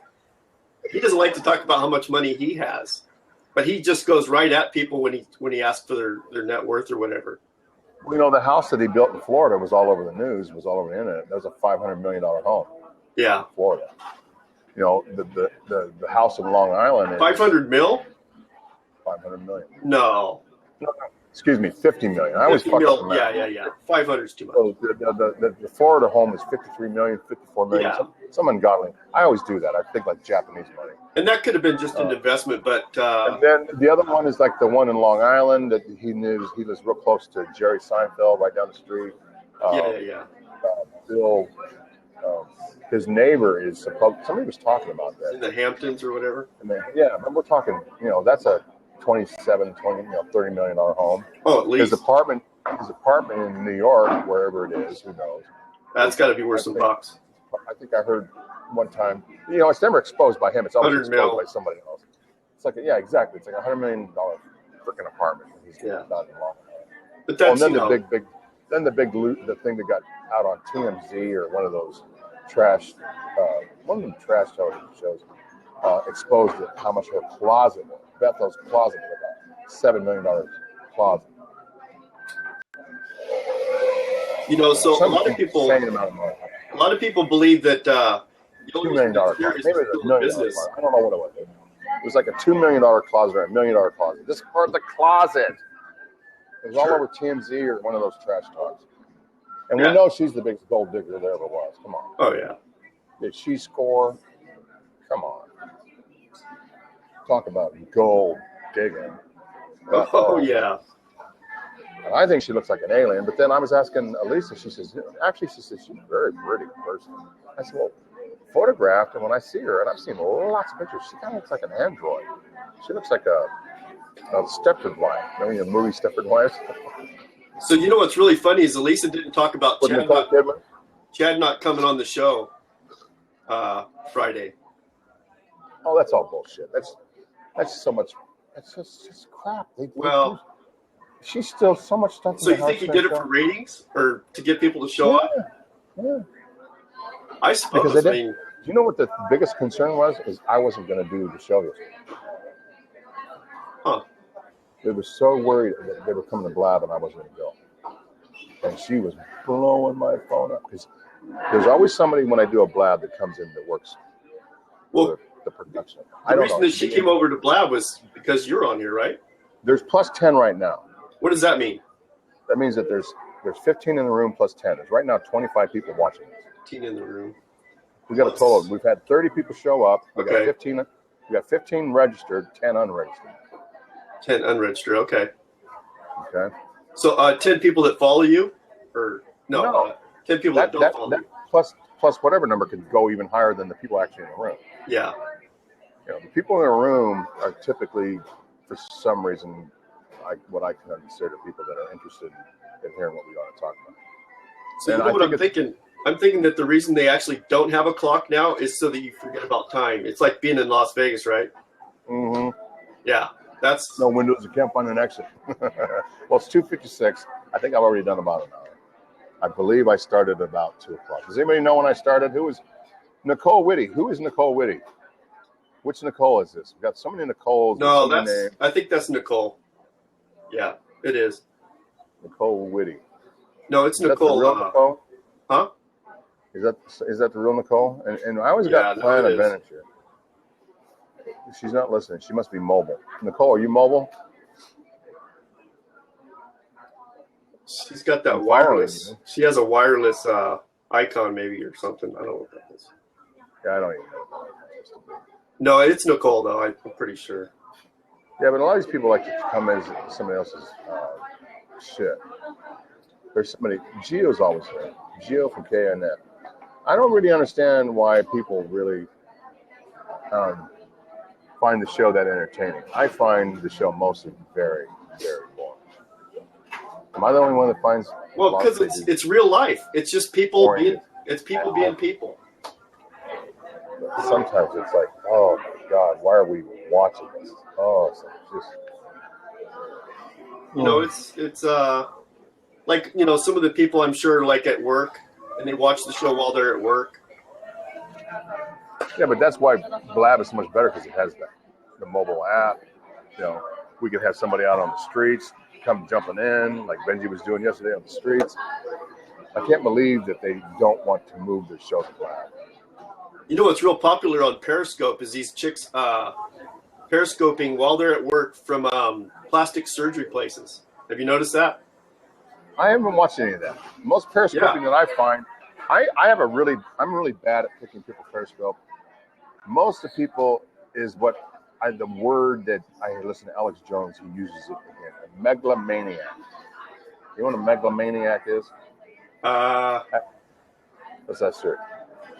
Megalomaniac. Siri, what is a megalomaniac? I have an idea, but she doesn't hear me because it's too loud in here. Anyway, it's a super, super narcissistic egomaniac. Okay. Egomaniac. But mega is bigger than ego. It's like right. And everybody that I follow, all they're doing is they got the damn thing, this close to their face. And it's sometimes kind of a hot chick, kind of like semi-hot. She's not hot, but kind of hot. Right. So you kind of watch her because she's kind of okay to look at. And then if it's a guy, they don't care if they look good or don't look good. And they're just boring. The guy that I like is some guy I'm following that all he does, he never shows his face, and he walks around New York City. I follow him, and he does New York walking around. Just probably till his battery's dead. I don't even know what he's talking. But he doesn't talk? Yeah, he talks. Okay. And that's when I started doing a lot of periscopes. I thought I need to do more like that. Don't show my face, just talk. Yeah. I saw a guy the other day was landing his plane. Oh, I saw that guy. That guy's good. Yeah. There's a pilot. Yeah. I follow him. That was cool. Yeah, he was really cool. He's got that thing, and he's flying, and he's working it down, he's bringing it in. Yeah. I saw that guy. But I mean, I follow a guy that travels all the world. I have been watching him lately. You know who I've been watching quite a bit is the famous person is the black guy from the Django. Help me out. Fox. Jamie Foxx. Jamie Foxx. I watched Jamie Foxx's Periscope. He's like, he was doing a Periscope a couple weeks ago. He's in some backstage. He's got everybody there with him. I mean, you name it. All the biggies. He's got Orlando Bloom with him. He had Johnny Depp. He's got Orlando Bloom, Johnny Depp. God, I couldn't even think, like 8-9 people that are all top, you know, all the guy that's, you know, all the hunks of Hollywood, you know, all the hot shit. He was with all of them, and they were like at a private party for some good-looking, looks like she's half black, half Italian, half something, exotic-looking woman. It's her birthday party at a private event somewhere in Vegas.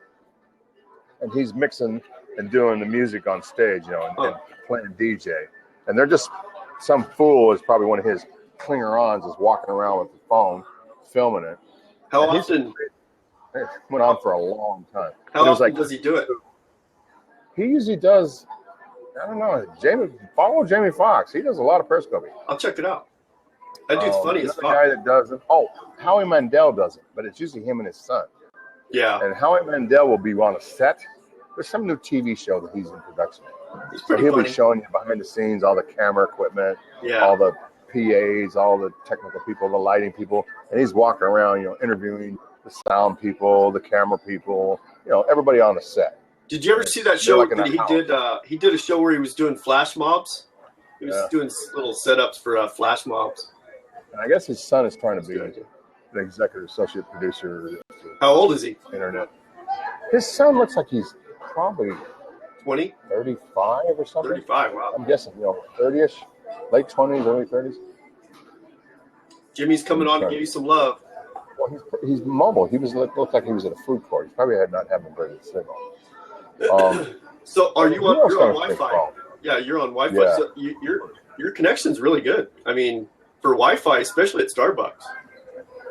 Well, I've lived here long enough that I used to do all of my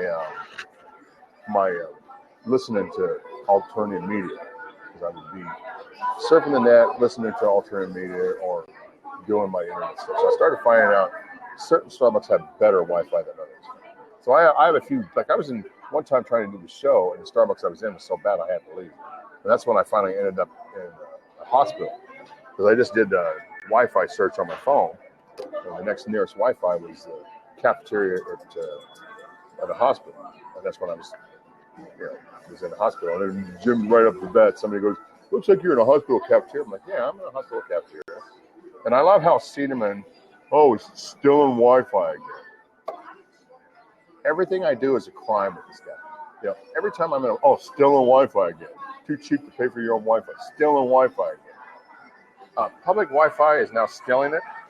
Yeah, that's old fodder. I used to steal Wi-Fi when it wasn't everywhere, but now it's just everywhere.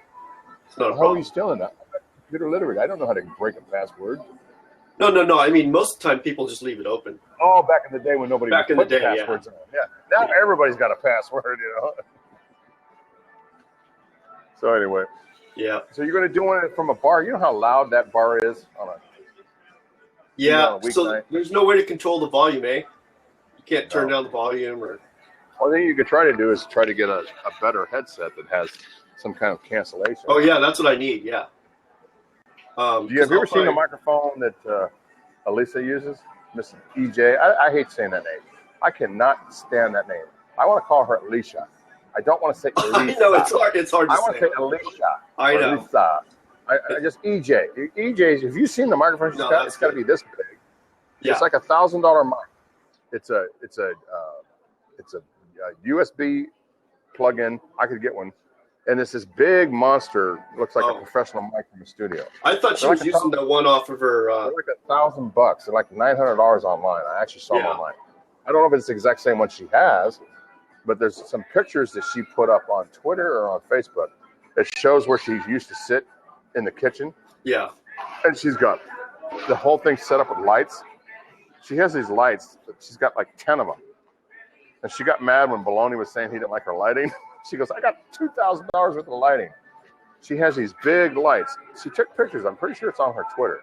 And it shows the chair. She's on a laptop like me. I don't think she has a Mac Pro. I think she's using the Mac Air. She might be using a Mac Pro. I'm using a Mac Pro right now, a 15-inch. She might have a 15-inch Mac Pro in it. Anyway, she's using a Mac, and then she's got this big microphone, like studio, stuff that we used to use in the studios. Sure. But it's real pretty. It's silver, it's a big round. It's what we call the pill. It's shaped like a pill. Those are called pill mics. Professional. So she's got the big pill mic on a stand, and she's got some controls on it, because I've seen them online. The ones I saw online were like $800. But I haven't seen one as nice as hers. So I don't, maybe they some online, maybe they some in New York City. I would love to have one. They look really cool. They're like, so she has that. And then if you look in the picture, she has all these notes on stickies. Yeah. She's in this white kitchen. Everything's white. And she's got a chair there that doesn't look very comfortable. And then she's got the laptop there. And then she's got all these notes and stickies. She's like writing notes and got them all stuck. It's hilarious. I can't believe I'm the only one. That's her journal. That's how she keeps track. That's her old spot. They moved out of that place. They're not there anymore. They moved to a smaller studio. That's why Benji's in the hallway. I love how Baloney figured out he was in the hallway. Yeah, I don't know how he did that. Bathroom, but they could still hear each other.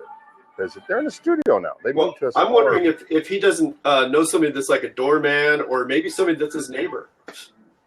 I think Baloney just figured out that he's in the hallway. Yeah, I mean, you could kind of tell once he said it. And then, like a couple days ago, he must have kind of moved over, because finally, the last time I used to just see the wall, like the wallpaper. But the last time I saw him, I could actually see he had moved down a little bit, and he was actually sitting by the elevator. But he's sitting on the floor. He doesn't even have a chair. He's sitting there with his laptop on the damn carpet, So I mean, for him, Blab is so much better, because he can be out with his cell phone and running around the streets of New York, which you can tell he loves it. That's him. He likes running around talking to people on the street, going, hey. Yeah, that guy he talked to yesterday was really interesting, and homeless people, they have stories to tell, and he knows that. Yeah, he knows that. Oh yeah. What do you see me? They live on the street, especially in New York. It's insane. And it's real easy to find a homeless person in New York. Yeah, just walk outside. It's real easy to find a homeless person in Seattle. I could step outside and we could go find one right now. Oh yeah, maybe I should do a mobile blab. I might do a mobile blab next time. There's homeless people in Los Gatos. I know there is. There's homeless people everywhere. Yeah, I mean they run them out though. They tell them move on. I was homeless until John, convinced me to try to go talk to the wife after being out of the house for 2 days. John sent me some money, and I didn't even go get the money until the following day. And I'm thinking, man, I don't want to use this guy's money. I got to get back in the house. And then my wife called me, please come back. I'm like, yeah. After I've been out for 2 days in the damn rain, I haven't had a shower for 2 days. I haven't eaten for 2 days. I was, sleeping in the coffee shops and up all night on the internet. And Cedarman thought it was funny. Cedarman thought it was hilarious. Okay, so are you using the microphone on your earphones or your laptop? Right here. Oh, okay. But you're using your laptop, right? Yeah. So how do you choose to use your microphone on the headphones versus your laptop? Well, I can unplug it, but I think now I'm using the microphone on the laptop. Sound better? It does sound a little bit better. I can't hear you. It's too loud in here. Oh yeah. Now I plug back. You can hear me, but I can't hear you.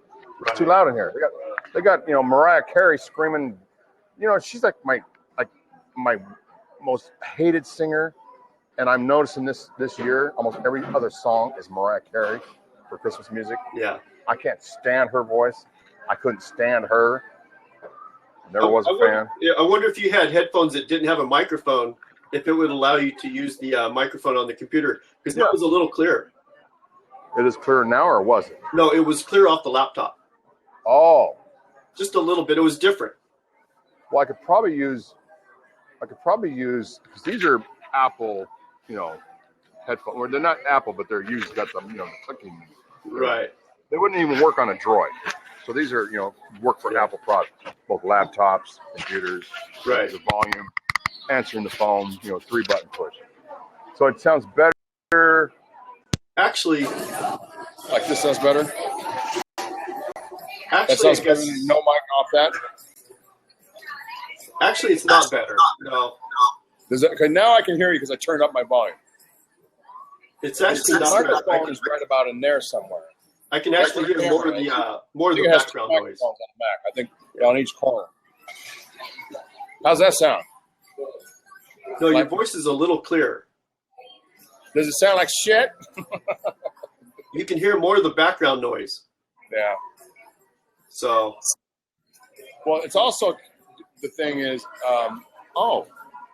that's something that Spree has that they don't have on. With Spree, you can adjust your own volume. You can add and reduce gain. Right. Blab doesn't have that. Blab, all you can do is mute it. All I can do is mute. Mute. Can I mute you? Are you muted now? Let's talk. Yeah. So. Yeah. See, I muted you now. Okay. I can control.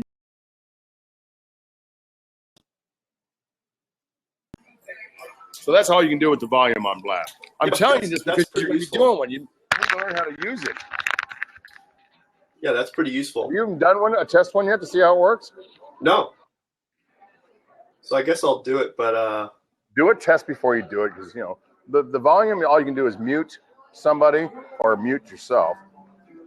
I don't think you're going to want to use what kind of laptop are you on? No, I'll probably just use my phone. Are you going to do? What kind of laptop are you on now? No, I'm on a desktop. Oh, you're on desktop. Well, your mic sounds really good. Have you got a stick mic? Are you using like No, it's built in. So it's just somewhere on the system. It's on the top of the screen. It's Apple. Well, you're also in a very quiet place, though. Yeah. Acoustics is everything, and she's thought all this out. Believe me. She got the big mic. I want to talk about her again. So she got the big mic. Yeah, let's talk about Lisa. Things stuck all over the house. So now she's in a smaller place, and I don't think she has any stickies. And what is she always writing? I've done so many shows, and I gotta. What the fuck are you writing? She's just taking notes. You're shitting. Okay, so you're shitting. Ugh, that pronunciation. What pronunciation? Ugh. So have you noticed, Elisa? She looks totally different than when she first started the show. I mean, not totally different, but she looks a lot different. She looks better with less makeup, I think. She looks different. Oh, you're a stalker. He says you're a stalker. Stalker. See, Jimmy has got more money than brains, and he needs to go get a real job. Like when I get a job again on the 3rd, I've been out of work since the 29th. I left because of mental and physical reasons. My heartbeat is still 155, 160. The doctor's still saying I can't work. I'm like, dude, I'm not getting unemployment. Can't they just put you on medication? They got me on pills. It doesn't do shit. They want to crack me open, folks. They're talking about heart surgery. They already stopped my heart. They shock you, try to get it out of fit. I got this guy Zebra. This is a motherfucker, man. This guy says, okay, my brother has the same thing as you did. And he sends me pictures of him. He's this 50-year-old guy that, he's in the gym looking good. He's got a smoking hot Asian wife. He sends me a picture of that. He goes, I got my brother who's got the same problem you do. I got him on vitamin C, and I got him on the gym, and he's, gotten off the medications. Because the medications they give you are horrible.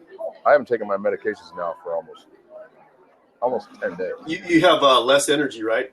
Yeah. All the medications make you have mood swings. Hey, when you had a heart attack, did you actually fall down? And you can eternally bleed to death. Yeah. You got cotton mouth all the time. Hey, Chris. And you also get your lips swell from the medication I take. When you had a heart attack, did you actually fall down and have to be rushed to the hospital, or what happened? I was in.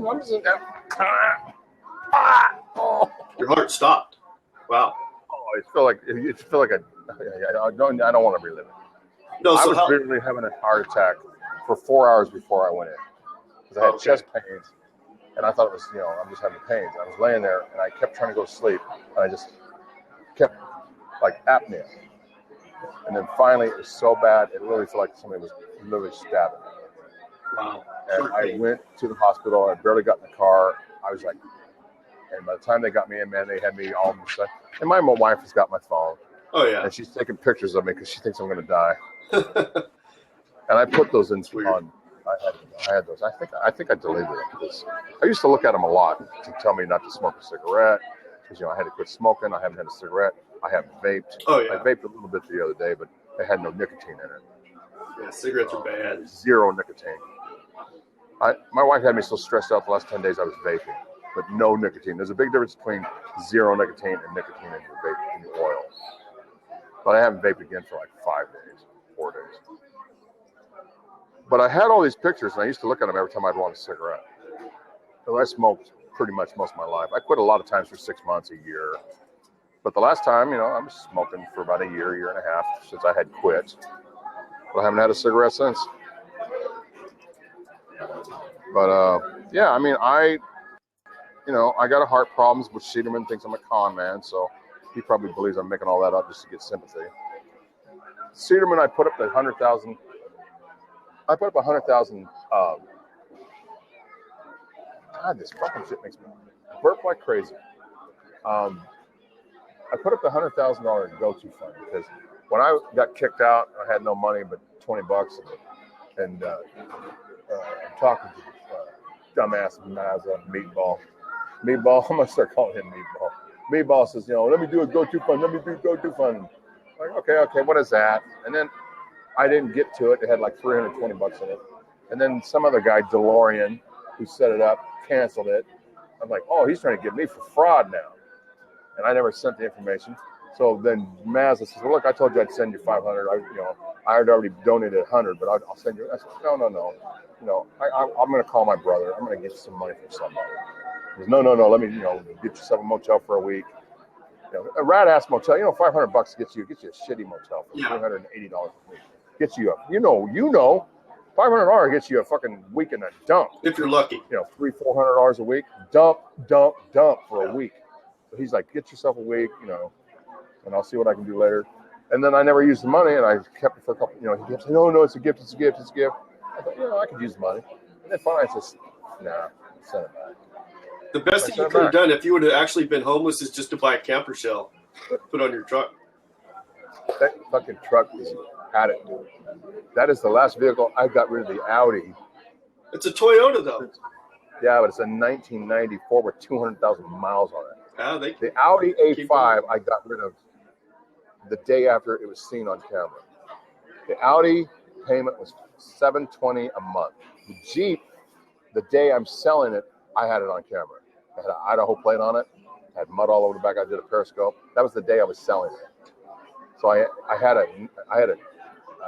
2002 Jeep I had to sell. I had a 2007 Audi Q5 I just sold. And the truck is the last one, and it's paid for. And it's 94. The wife is driving a 2007 car, Honda. I'm down to this. That truck used to sit and never get ridden. Now it's the only thing I got left. Dude, I am crashing.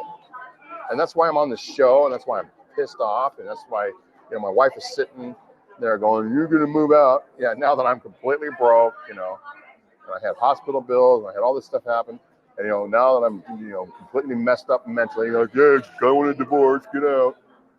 And that's when women finally throw you out, is when they fucking finally, let me tell you how many men I've met that have ended up like me. They had a business or they had a job, they, lost their business, they lost their ass, and then the wife throws them out when they got nothing.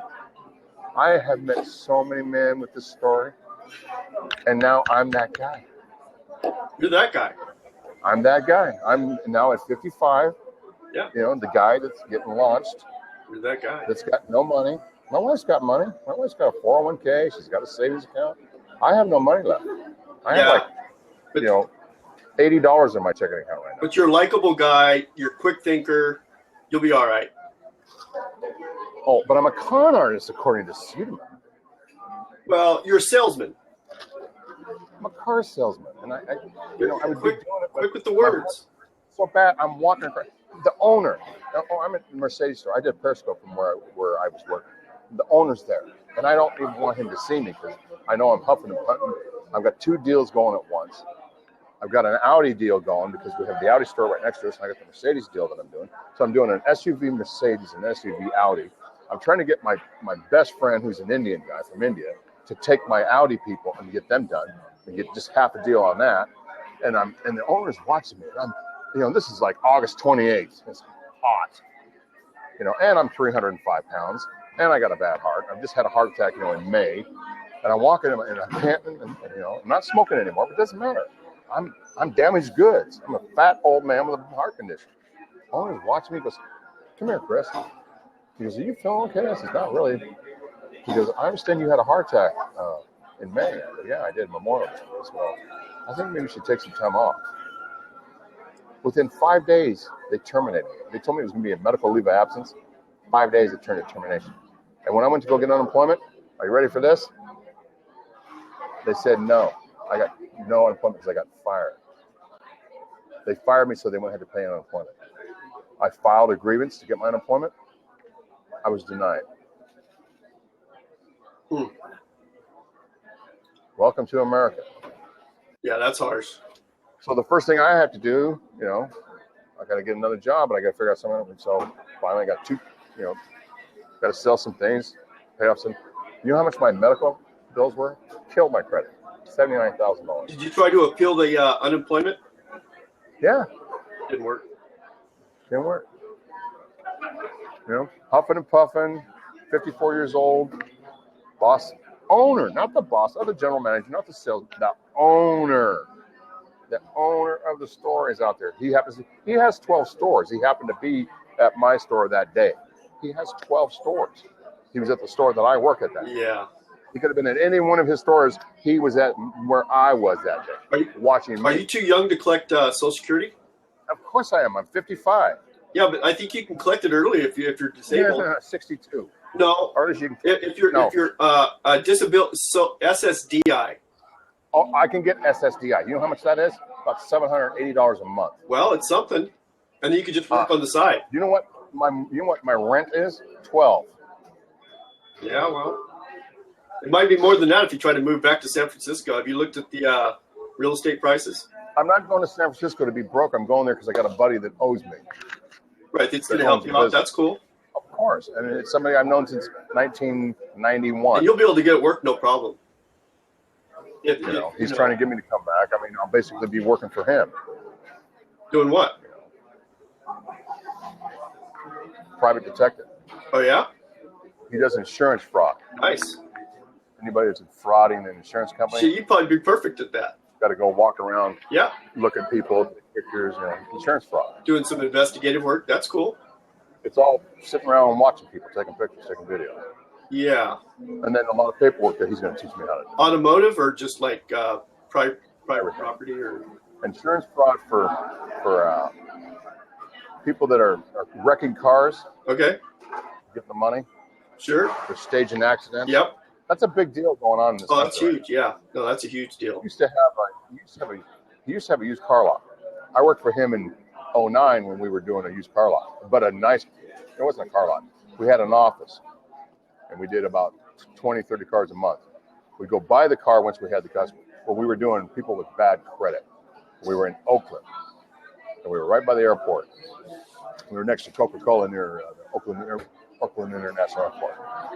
And everybody we brought in had horrible credit.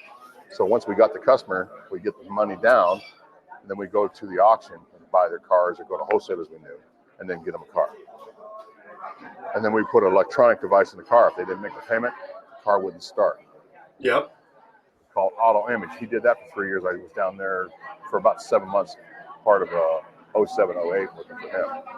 This time he's still kind of connected to cars, but this is for the insurance agencies, and there's people that stage accidents. Right. And insurance. Or people claim injury in an accident. Sure. And they say their back's messed up. Right. And they're claiming this big settlement money and we go find out that they're not, he goes and finds out that they're not really hurting that bad. Yeah. They're in fraud. It's a fraud. It's insurance fraud. But then The real part of it is not so much that, it's a whole bunch of stuff I got to learn how to do in front of a computer and documents, reports. Yeah, so there's going to be some outside stuff, but I'm not so sure he's going to make it because he's had 3 heart attacks. He's 62 years old. He's a big black guy. I've known him. He's like my best friend. He's 6'6". No, he's 6'8". He used to play for the Portland Blazers, back in the day. He played for Portland Blazers, and he played for 2 NBA teams. Who else did he play for? He played for the Portland Blazers and St. Louis. St. Louis? Shit, I don't know. Yeah. Blazers, I know. I know he was at Blazers for a long time, right here in Portland. He's originally from Oakland, California, born and raised. And so he's 62. He's had 2 heart attacks. Well, now he has aneurysm. Getting ready to have brain surgery. That's not good. He could end up, or he could end up dead on bail. Oh, yeah, no, you die from that. So he called out of the blue, and he said, "What's going on?" I said, "I don't want to talk." I said, "What's going on?" And he knows my wife. I've known him since 1991. I know you had a heart attack. I mean, have you back to work? I go, "No, and I'm broke." He goes, "Well, how broke are you?" I said, "I'm like broke, like $100 in the bank." He goes, "No." I said, "Yeah, dude, I'm broke. That's why I'm stuck here with this position because I don't even have any money to get out of here." Because, well, come and get involved in this. And now his aneurysm. And so he's having surgery here right after the holidays. And if he goes in recovery, I should be there first week, second week of March. But I'm going to go take this home improvement job on January 3rd. I was going to go back to a Cadillac store. And Jimmy found out, he said, "Well, what's the name of the Cadillac store?" Well, it's right across the street. It's Larson Cadillac. And I have my interview there. And they've had like 50 people call and ask for me and tell them not to hire me, that I was a pedophile. When I went into the store that I used to work at, Larson's Mercedes, and I was telling them I was still working there, they had over 50 calls saying I was a pedophile. Yeah. That's what the people do from this shit. When I was in the mall, in Auburn Mall, they told everybody I was with my camera filming children and I was a pedophile. They had the mall security come over and tell me I had to leave. Yeah, I could see that being a problem. They scream pedophile if they figure out where you are. If they figure out where I'm at right now, and I'm in downtown Seattle, there's like 75 Starbucks in downtown Seattle that I know. And I'm in one of 75 of them. Now, there's probably more than that. There's probably close to 100 in downtown area. Because a lot of these buildings have them in the lobbies. And they'll be calling here saying, "This guy's over here taking pictures of little girls and little kids." They got me thrown out of a Starbucks that I was at. I was talking to Jimmy. They started calling, and what they do is they say that they're a customer, and that because everybody calls them cell phones nowadays. They don't walk over and go tell them. They call them, and they say, "Yeah, I'm here. This guy's being disturbing." And they walked over and told me to leave. In the Starbucks I was in that night with Jimmy. They kicked me out, and then I had this woman behind me started yelling at me and cussing me out. I don't ever go to that Starbucks again. But I'm saying, that's the kind of people that are watching us. And, you just said where you're going to be. That was bad. They know where you're at. They're going to be calling. They're going to try to get you thrown out of there. You don't ever want them to know in these blabs where you are. You just said the name of the bar in Los Gatos, they're going to blow that phone up. Whoever comes in, there's going to be some idiot that wants to call. They always start, when I was brand new at Periscopes and stuff, or brand new, they go, "Where are you at?" I tell them, "I'm like such and such in Seattle." Yeah. Don't. They are looking for street signs. When I'm driving around, I've got people saying, "I know where you are. You're on 220 South. I know where you are. You're in Des Moines right now. You're at 19th. You're off on Highway 9. They know where I'm at. They're looking for signs. If they know the area, then they'll Google it. They'll look for a sign. They'll Google Street View. These people are all about trying to come after you. And they hide under some freaking icon. I think most of these people are harmless, though, really. I mean, they're just... No, they're not. No, they're not. I mean, they might pull an occasional prank. Look at the planet we live on. Look at the world we live in. How can you say something so stupid? Well, how can you say everybody's harmless? How can you be so naive to think that we live in a harmless world? I mean, somebody like yourself, you might actually have some enemies, because you're so outspoken. But I have a lot of friends in the car business. I've been in this town almost 20 years. I have lots of friends in the car. Acquaintances, co-workers, not like close friends. Right. I have like 5 close friends, and 3 of them aren't even in the state here. I was the best man and another black guy. I like how I'm the big racist. All my men friends are black. I have one white friend here, Dan. He's the only white close friend I have. I have my 3 best friends are 3 black men I've known. One I've known since the military. Scott Pride was another one. He's black. Tony Powell, probably the best friend I've ever had in my life. I've known Tony Powell for 33 years. I've known Tony Powell for going on 34 years. He's a year older than I was his best man in San Diego during Halloween. My second best friend is Leonard, who's 63 years old in San Francisco. I've known Leonard since 1991. 1990 or 91. He's like my second best friend. So the 3 best friends I have in the world are 3 black men. I have a very close friend here in Seattle, but we're not really that close anymore because I don't get along with his wife and his wife doesn't like my wife. Really, the problem is not even me and his wife. His wife doesn't like my wife. So that kind of messes our friendship up. Yeah, that's but a problem. I know a lot of people in the car business. I mean, I know a lot of people, and they're like ex-workers. I used to know them. Sure. And I'm on good terms with them. But they're not like, hey, my wife just threw me out. Can you put me up? And they're not that bad of a friend. Yeah. Those kind of friends are in San Francisco. Tony is in San Jose, where you are. Leonard is up in San Francisco, downtown on Nob Hill. And the other guy, Scott's in Los Angeles. So my 3 best friends, all 3 of them are in California. 2 of them in the Bay Area, 1 in Los Angeles. There's nobody I know. I can go to Dan's house. Dan's got a beautiful home. This is in a gated community. His house is like 4,000 square feet. Yeah. He's behind a gate on a damn lake. Okay? There's like 75 homes in his gated community. On a lake. He's on lakefront property. So you're going to stay at his house? No, I wouldn't even ask. I was like, hey, the wife threw me out. I got, $75 in the bank. So where are you going to stay? I'm right now, I'm not going to tell anybody. Because they'll try to figure it out. That's cool. I get that. Yeah. But I was just going to say, because, I mean, if he gets surgery, he might need you to take care of him. Well, the thing is, he's in hock up to his ass. I'm starting to find out that because he has had such a huge medical expense without insurance. Yeah. And he's a veteran, and he didn't go to the VA because he doesn't trust them.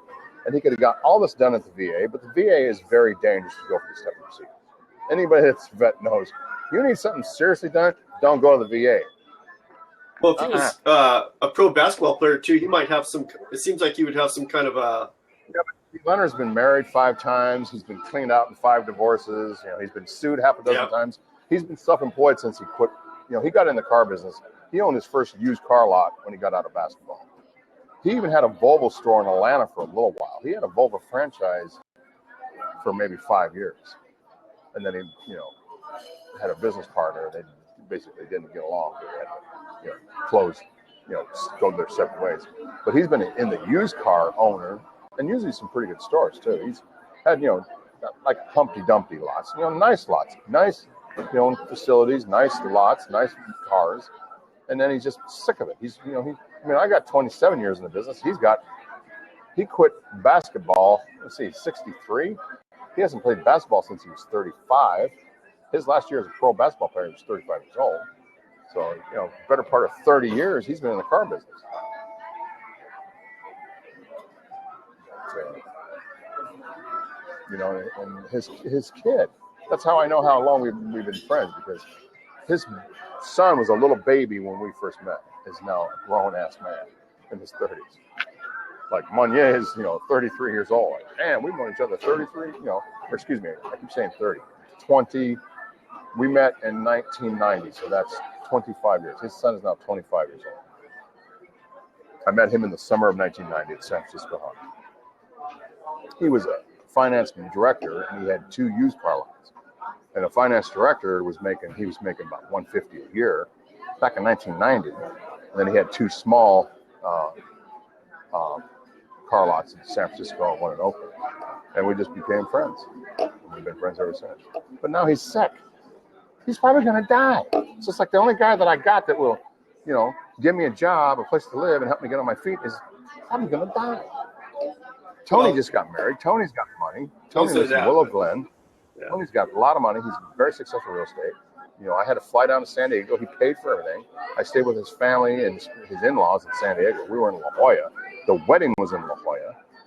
Everything was paid for. He said, I said, dude, I can't come. Are you strapped? This is all Tony said. Tony doesn't know how bad things are. He just knows things are bad. And he just asked me one question. He said, are you strapped? And I said, yeah, I'm strapped. Well, you know what? He sent a ticket and sent me $1,000 and said, you're my best man. Show up. So I did. You know, but I don't sit there and call Tony and say, hey, Tony, you know, she's putting me out. I'm in the fucking rain. I can do that with Leonard. And Leonard's like, you know, I'm sending you a plane ticket. Be on the next plane. You know. And then still, I don't want to do it. I want to do it like I got a job. He's got an office. I'm going to be, you know, working right away. I'm going to be on salary. You know, I'm not taking a free ride. And he's like my best friend. I'm just not cut that way. You know, I've been in the car business since, you know, 1990. And before that, I was in radio. And before that, I was in the Marine Corps. You know, I've always had a job. This is the first time I've been broke and unemployed. First time. Yeah, but like I said, Chris, you're gonna pull out of it. You got skills. I mean, but I'm a con man in Seattle that lives off my wife and doesn't have a job for 25 years. Well,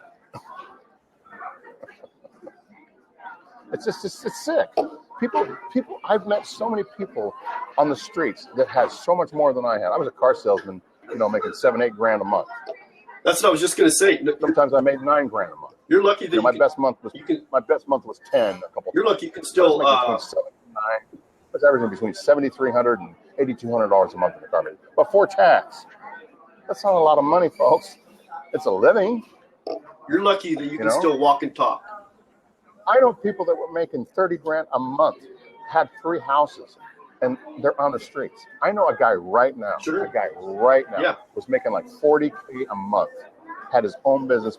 His business was doing between $40,000 and $45,000 a month, and he had been doing this for like 10 years plus. Now do the math on that. What's 40 times 12? That's a lot. Okay, that was what he was making a year. And we're talking about gross. Of course, he had running a business. So what is he actually making? It's the same thing with us. If we make 7 to 10 grand a month, what are we making after Uncle Sam? Well, I can tell you what I was paying. Half. If I made $7,200, half of it was out before I even got my paycheck. Yeah, but then you start spending the money, you know, and then you get stretched too thin. I mean, you know. But I also had a $675 car payment. At one time, I had an Escalade. That car payment was $989. I got rid of that. Then I got the cheaper car. I got the Audi. That car payment was $716 plus insurance. The Jeep was paid for and the truck was paid for. But I mean, when you all of a sudden you got a $700, $800 a month car payment and you got no goddamn job, you're going to think about, I got to get rid of this car. Yeah. You got, $800 a month going out on car payment. Car has to go bye-bye. Check out this cutting board I made. That's cool. So you paint houses, what do you make, about 40 an hour, 45 an hour? Yeah, no, exactly. Pretty much. And you have how many employees? Do you have employees? Just one. And is that your kid? No, my brother. And where's your wife? Not married. Where's your husband? He's not alive yet. Are you heterosexual or gay? No, hetero. Never married or just divorced? No, I've never been married. How old are you? You look like you're at least 45, 46? 51. So you're 51. Yep. You've never been married. Yep. No kids. Are you sure you're not gay? I'm a loner. Oh, I know what it was. See, you're one of those guys that's never been married, but you lived with some broad for 17, 18 years. Just never got married, right? No. No? You're not one of them? See, I meet guys that are like 50, like never been married. And then I start digging. Yeah, but, he's lived with one gal 12 years, another gal 9 years, another gal 7 years. Okay, so it's like you've been married 3 times, you're just never legally married. Okay. So what's the longest you live with somebody? A woman? Geez. Less than a year. Wow, you really are a bachelor. Yeah, bachelor. I'm a bachelor for reals. Well, that's amazing because... Hi. What's that? It really isn't. I'm driving. That's why I wasn't going to type it in. I just wanted to know what your blab was going to be about tonight. He's going to blab about being in an Irish pub I used to hang out in Los Gatos, California. He's probably going to do a good blab. What's it going to be about? She's asking you. You're going to do a blab tonight. No, I was just going to show Chris his old digs. My old digs in Los Gatos. It's a pub that Chris used to go to. It's one of many. Okay. And I figured I'd just go in there and take a shot. So what are you doing, money bags? Now this woman here has got a man with money. Money bags. She's a pharmacist, and I sold a car to a pharmacist about this time last year, and that pharmacist that I sold a car to, when I did her W-2s for her car, she was doing about $130 a year. So I'm guessing she makes about 6 figures, right?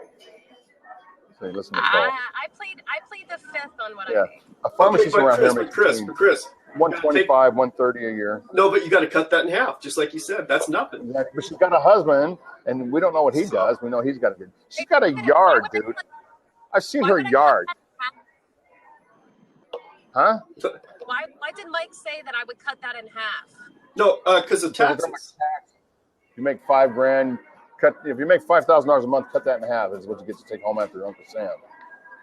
I don't pay 50% in taxes, and I Well, also we're work a lot. 30%. Most of us are in the 30% tax bracket. 31, 32%. Nicole is so beautiful, and she's rich, and she's driving. What kind of car are you driving? I'm a car guy. Let me see if I can figure it out. She's in an SUV.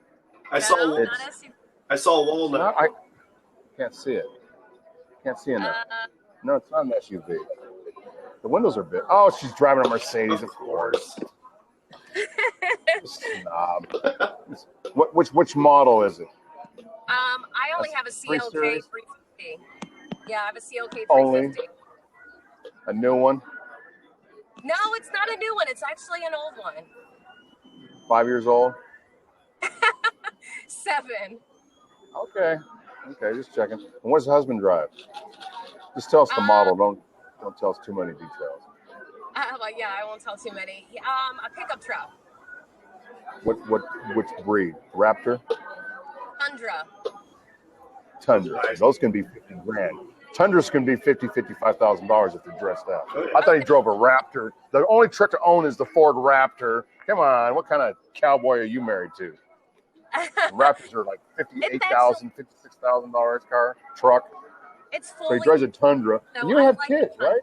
Yes, I do. You have doxed her the way she doxed me. And how many children do you have? I have 1. And how old is that monkey? I'm not going to say that. So you know that she's under contract, right? How long have you known she has a contract for television? Or she's getting paid? I can't discuss that under contract as well. So you're part of that? I'm part of Twiggy Lou Productions. So why am I not getting paid when I'm the star of the show? Why am I working for free? I don't know. That maybe you can talk to her about that. You got she won't talk to me about it. She keeps telling me if she talks to me about it, she's going to get sued. In other words, she wants to make sure my dumb ass doesn't get a dime. You might have to be exclusive to Kermit and Friends. You're not necessarily. I would be. Let's see some paperwork. You got kicked Let's off. see some money on the table. Chris, you got kicked off. I can give back on. Of course you can. I think it's funny. If anybody should have been upset, I just found out she's half black. She's what my daughter is. Who is? Somebody's trying to tell me you're the same race as my daughter. Me? Yeah, that you're half black, half white. I'm Cuban and Italian. Oh, see, somebody lied to me again. She ain't half black. I said, she's the lightest mulatto I've ever seen in my life, and she's half black. My daughter's bright skin. But you know who my daughter looks like? That singer that I'm so crazy about. And you know how bright skinned that woman is, Andre Day. That looks like my daughter. That's how bright skinned my daughter is. So my daughter's got very black features. She probably just told you I was mixed breed because I'm Cuban. Because I said nigger. I said peace out, niggas. That's why I got banned. You weren't there? You didn't see it? I did it on the phone. All right, I gotta get off my internet's popping up. All right. So that's why I got banned. I said peace out, Negroes. How chicken shit. Being rich is relative. Being rich is relative. Who cares if she's rich? She doesn't brag about her money. That's why I like it. She's not rich. She's just middle class. I've seen her house. Poor as I am, you're a little bit pissed off the world, you know. I like how all these rich people hide and go, we work so hard, we got it, we earned all of it. I've sold cars to people like that. Oh my God, they got more money than God. And they come in like, well, we worked so hard for it. And then you find out they inherited. Yeah, but you know why they say that is because they're embarrassed. Yeah, of course they're embarrassed. They're embarrassed to have all that money. Especially in today's society, with so many people that are so well, dead that's why, broke. Like Bill Gates has given all it, you know, a lot of his wealth away because. Well, the thing is, if stuff doesn't settle down, stuff's about ready to get crazy. And rich people, you better have a lot of guns and a lot of ammunition, because poor people are going to snap when the shit hits the fan. And they're going to come in and they're going to take your shit. And that's what's getting ready to happen in this country if these things don't settle down in this country. We're on the verge of total collapse in this country. Yeah, it's getting pretty rough. And anybody that doesn't see it coming, you're in denial. We are so close to total collapse. And it'll get violent. And everybody thinks, oh, but the police will protect us. No, they won't. The police will be burning their uniforms, hiding in the woods. They won't even want people to know they were once a cop. I'm talking total chaos is this close to happening in this country. And I know it, and a lot of other people know it. Alex Jones knows it. Alex Jones is trying every day on a radio show, trying to tell people, man, we are this close to absolute chaos. We're this close to nuclear war. And well, everybody thinks he's some nutcase. That's a big statement, but I mean, it's getting close. Being tall is real too. Okay, so basically, I tell you what, I got a $100,000 GoFund that has zero in it. I don't even know how to log on and go look at it again. I don't even know. Do you know how to do it? I don't even know how to do it. I made it as a joke. I put it's probably pretty. I don't know how to look at it. I don't know how to. I know I looked at it last time. It had zero in it, and I'm like, Hessler. I'm like, Hessler, come on, send me $10. That bitch wants to fuck me so bad. You know why Cynthia's so mad at me? She wants to fuck me. Do you know who Cynthia is? Yeah, no, I think you really got under her skin. Wants to fuck me so bad. Her husband has put her in another room. He won't even have sex with her anymore. Yeah. I know what's really going on. She wants me to plow her. She knows I got a 9-inch dick. I've talked about it on camera. I got a 9-inch dick, and she knows I know how to use it. Give it to her. Wants me so bad, so she's like, you come in. You want this piece of shit. You're nothing. Yeah. She wants me on top of her big. You a piece of shit. Oh, yeah, you're right. That's what she wants. I'm joking. I don't know what she wants. I think she's just a bitter old woman.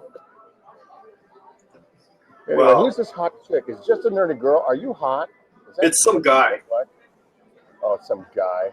Why do you guys always got some hot chick on a picture? What about Reddy Poo? Is Reddy Poo hot? How about Reddy Poo? Are you a hot chick? Have you ever seen that show Catfish? Yes. I got a friend that got catfish. A guy sold cars with got catfish so bad. Oh, he got catfish so bad. This girl's talking to him from Panama City, Panama. And she sends pictures of an Italian girl that's maybe 22, 23. He was about 35 and smoking hot. I'm like, did you get on camera? No. And she's calling. And she doesn't ever get on camera. This is years ago. And he ends up sending her like $30,000. Not all at once, little by little. Basically everything he had. This is like back in 2002, 2003. And they had cams, you know, they had the round cameras and then. I'm like, dude, get her in the Yahoo or Skype or something. But she would call him constantly. They'd talk on the internet. They used to talk in Yahoo. He met her in Yahoo chat. And he got so upset when he finally figured that he was catfish. He was trying to commit suicide at work. Wow. That's pretty... Like 30... He was a Chinese guy. He was American Chinese, what we call ABC, American-born Chinese. But she was, you know, it was not her. She was Italian. She could speak Italian on the phone. Who knows what the real one looked like? But the pictures she would send, smoking hot girl, supposedly from a family in Italy with a little bit of money, and she was stuck in Panama. And her big sob story was she had a little brother there that was sick. And she needed money for all the surgeries because everything in Panama was cash. And he was sending her money, $5,000, $3,000. By the time all said and done, a little over 30 grand. Oh man. And so finally he's talking to her on the phone one day and he still thinks he's believing it. I'm like, I get the phone. And I start saying in Spanish, because I know a lot of dirty Spanish from being in prison. And I'm in Spanish and I start saying all kinds of crazy shit like, you lick the dirtiest ass of a donkey, and you know, your pussies probably smell so bad. I mean, I'm saying all kinds of, all in Spanish. I can't even remember what I said. All the most disgusting things I know how to say in Spanish. And she hung up, and she never called that guy, never asked for another dime. She never emailed him again. She never got on Yahoo Messenger again. She shut down her profile. You know, they used to have profiles on Yahoo. Her profile was deleted. Her account was gone. She didn't call. She didn't, no more money. And he's like, oh, I can't believe it. I'm like, come on. Yeah. This is before the show. I'm trying to remember what year that was. I'm thinking it was 2002. That's not very smart, though. To send somebody money that you've never even seen, I mean, that's ridiculous. Well, you know, that's how I felt with John. John sent me $500 Western Union. John, yeah, but you can. Yeah, but you're a real person. You know, it's the first time I've ever received money. I've sent money to my kids. You know, I have 2 kids that are grown. Of course, I sent them money. So I've sent money. Western Union. And you wouldn't believe what they made me to go through. I had to know his name, last and first. I wasn't even sure if I knew it was really Mazda or how to spell it. He didn't tell me. I had to show ID. I had to fill out a whole bunch of Homeland Security paperwork. You sent it Western Union? Money. You sent yeah. Western Union. Yeah, and I went and picked it up at a Money Tree. You know, those places that are check cashing place. And it's also Western Union. It's called Money Tree. I never even been into a Money Tree before. They probably do that in case you're trying to buy some drugs or something. And they're behind glass, you know, behind bulletproof glass. And how do you want it? I'm like, 50 cents. They're cashing checks too. You know, and there was a bunch of Filipinos and Mexicans in there sending money to the Philippines. Oh yeah. To Mexico, there was a girl in there from Russia. She was sending money to her family back in Russia. Sure. And she could barely speak English, and so I asked her in German. I said, "Do you speak German?" And she goes, "Yeah." And so I started explaining to her what they couldn't explain to her in German because I'm bilingual. I speak German. My grandparents are from Germany, on my mom's side. I'm not real bilingual, but good enough. Yeah. And so I finally started talking to her, and I got the $500. And go, man, I just got to turn around and send it back. Well, I don't want to pay the fees. The fees are like $50. So I just wrote a personal check and sent it back. But it's like he complained about the fees more than he complained about the money. He's like, it cost me $45 to send it. I'm like, okay. I'll send it. I'll write the check for $545. You know, I wrote it out for $545. You realize how famous you are? You have Elvis's butthole loves you. I know you know Elvis's butthole. Jimmy is so full. It's Elvis's butthole. Jimmy's mom. I keep getting told so many different stories. First, I got told his dad was a judge. Then I was told his mom's a judge. Who's that? Then the Jimmy Linguini, Alex. Yeah. Alex. I'm not calling you Jimmy anymore. You're Alex. You know what? And I think he's pretty funny. I don't know why he doesn't come on screen more. He doesn't like me because he thinks I'm a big fan of Elisa. He doesn't understand that the statement that I made the first time I met John Mazza, the very first time I met John Mazza, and Cederman or Deuce recorded it, played it on the show. I said, I am extremely attracted to her. I don't know why, because she's Jewish. And the Jewish side of me I don't like. I have Jewish relatives that I can't stand. They're all yentas. 2 of them are from Brooklyn. And they remind me of those Jews on my mom's real father did not raise her. She didn't even find out who he was until she was damn near 17. I grew up knowing him. He died in 1970. I was 10 years old when he died. His name is Raleigh Edgell. He was a Russian, dark, hook-nosed Jew. So that means my mom is half Jewish and her mother's German. My mother's mother speaks German. Both my grandparents speak German. I grew up being very German. My father is German Mennonite. That's why my name is Christopher. It's the most common name for a German Mennonite. Last name is Dick. It's a German last name. My mom's maiden name was Henson. That was her German stepfather. But nobody knew this guy until she was 17. And he was like a non-practicing Jew, and he really kept it in the closet. He served in the United States Air Force. He flew B-52s. But he had all this family back in Brooklyn that when they got here like in 1919, 1917 from Europe, they stayed in Brooklyn and he moved to Idaho. So all of a sudden he dies in 70, and now all of a sudden these other aunts come around, and they're from Brooklyn, and they come to Idaho, and they got the thick Brooklyn accent, and they're basically her. They got that New York, New Jersey, Brooklyn accent, and they're yakety, yakety, yakety, yak, whiny, snappy Jews. So I saw that really young, and then they were like, you should understand the Torah, you're Baptist, you have a Christian name, and, your grandfather was Jewish, and you understand the Quran, and you should know all this, that. I'm like, okay, whatever. I'm not really interested. And then when I moved back east, my first serious girlfriend was Jewish. From Brooklyn. I mean, she was really Jewish. She was Jewish looking. She was Jewish. All she talked about was being Jewish. I mean, she was as Jewish as you could get. She drove me nuts. And she goes, but you're half Jewish. You should go to synagogue with me. You should go to reserve Friday night. She wanted to turn the lights off at 7 o'clock. And I didn't even understand the law. And she's trying to make me kosher. And I'm like, would you stop it? I'm a Baptist. I was born and raised Baptist. I'm a Christian. I'm a born again Christian. No, it's your Jewish heritage. If you would have been in Europe, Hitler would have killed you. You would have gone to the camps. You would have been in a death camp. So it is what it is. So this whole thing, when I start talking about being Jewish, they say, you're not Jewish. Your name is Christopher. You're a liar. You're saying you're half Jewish because Alicia's Jewish. I didn't even know she was Jewish. I knew Benji was. I thought she was Italian. And she's got an Italian look. Don't tell me she looks Jewish. I think she looks like as Roman Italian as you can be. I don't see any Jewish in her. Do you? Do you think she looks Jewish? I think she looks Italian. And her mom's Italian, and her dad's Jewish. I don't know. I suppose. I think she looks Italian. She looks like an Italian New Jersey girl. Like she's your typical Italian chick from New Jersey. Didn't she say the other day she was Jewish and She's Jewish and Italian. Her dad is Jewish. Her mom's Italian. Yeah. But she's not kosher. She's cabal. You know what cabal is? A little red string. Go Google that. That's a goofy bunch of crap. That's witchcraft, basically, what it is. And why I say it's witchcraft? Because they do talismans. They make and cut and do rituals and do talismans. They bring that it's Kabbalah power to it. They can do a chant. Anytime you start messing with chants and then build and construct something to put some spiritual energy, that's witchcraft. Yeah. I mean, it's just another form of, doing a spell and making a talisman, which is a form of witchcraft. Which is fine. I mean, who cares? I mean, it's spiritual shit, but I think the spiritual shit is kind of dangerous. Is Douche in here?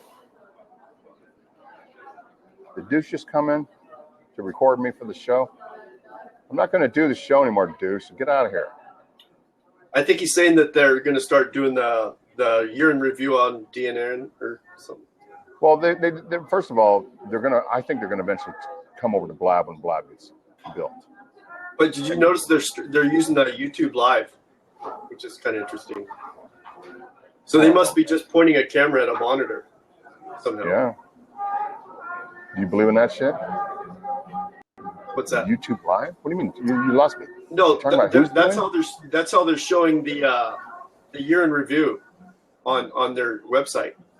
No, they're not. Yeah, it's YouTube Live. Is that all they're doing? Yeah. I don't know. I went over there and was arguing with Cederman and Clearsider, and then they blocked me from being able to read my tweets because I kept telling them Alex, calling him this writer. Who's Elvis Butthole? I don't know who else. Who's Elvis Butthole? You know who I am. What are you talking about? Fuck, I don't keep track of your names, man. Who can keep track of that shit? You're not actually laying in bed for once. You're actually upright. Jesus, he's actually setting up. Hey, man, I need a place to live and a place to crash. Man. Come live with you and your mom and hang out in L.A. Come live with me. Oh, man. I'll come and live with you in a minute, man. I know you're a lazy motherfucker. I know I can be out selling cars in your neighborhood. I actually work a lot. Are you in the Valle? The time you see me is when I'm not working. Are you in the Valle? I'm in Norwalk. It's California. Look it up. I know where Norwalk is. That's kind of the Valle. No. Well, there is a section of it that's There's a section of Norwalk that's the Valle. It's the barrio. These people, it's the barrio. The barrio. I'm American. I'm a gringo. I don't pronounce nothing right. Tell them how they say it in Spanish again. Barrio. Barrio Norwalk. Barrio. Which means what? Means the hood, right? Click, basically, bang, bang. Project. Click, bang, bang. Yeah. Hey, Danny, did you get some new headphones? No, why? Oh, because you were clipping on Kermit and Friends the other day. Your What's up, audio man? was clipping really hard. Trying to get thrown out of another Starbucks. What are you? I hate that website. Spreecast sucks. It's not very good. Did you watch what we did yesterday on Blab? Did you watch that? You have to have like a top-notch PC for that. Camera phones. Well, a strong internet though. I have the strongest. I have Verizon Fios. Do you use Chrome? Yeah, I have Chrome too. Yeah, you have to use Chrome. You have to use Chrome. Well, I'm on a Mac Pro. It's best Mac they make. $3,000 laptop, not even a year old, and I'm in Wi-Fi. But I've done it on my $1,200 HP, and it's just as good.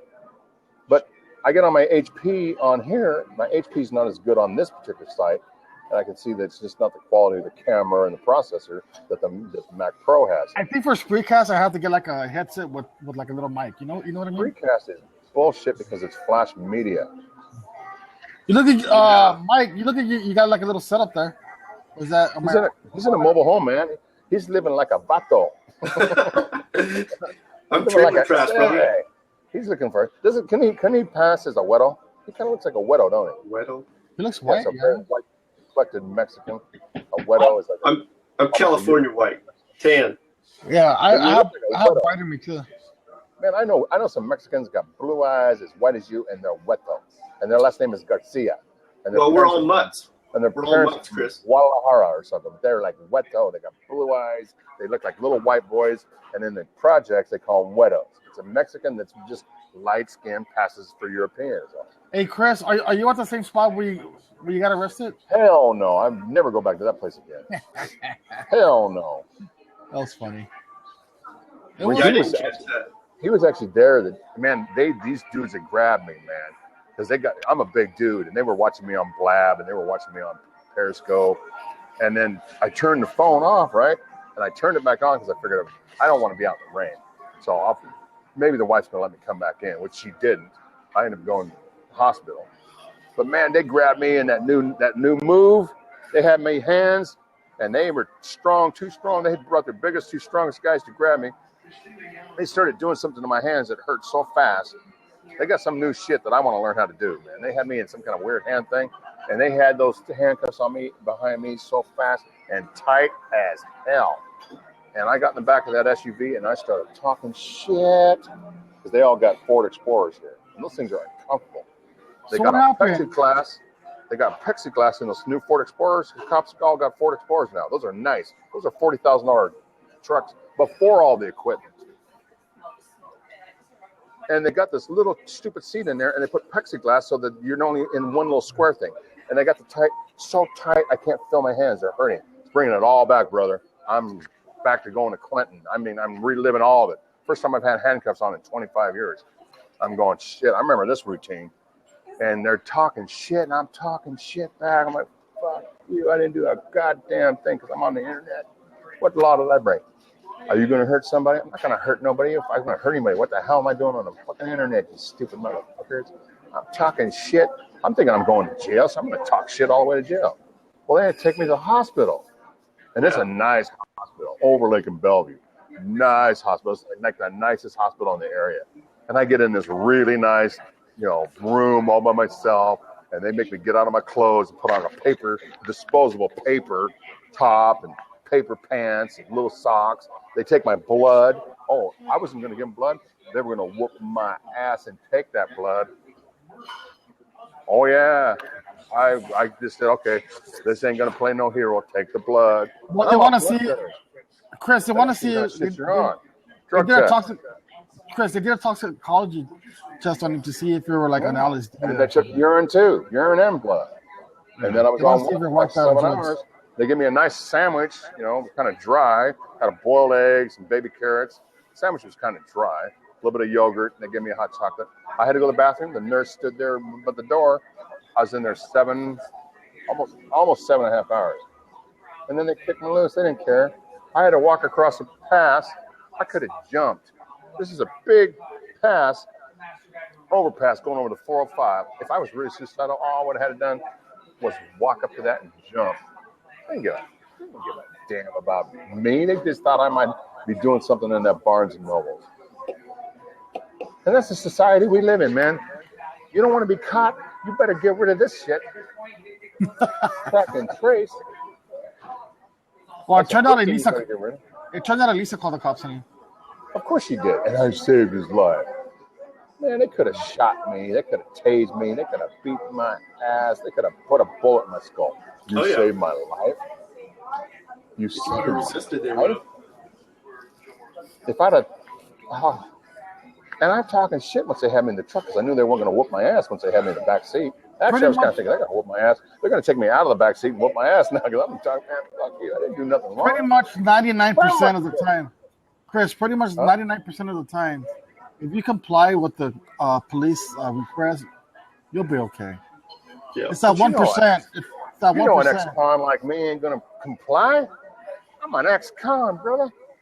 Shit, I was in the toughest penitentiaries in California 25 years ago when I got out.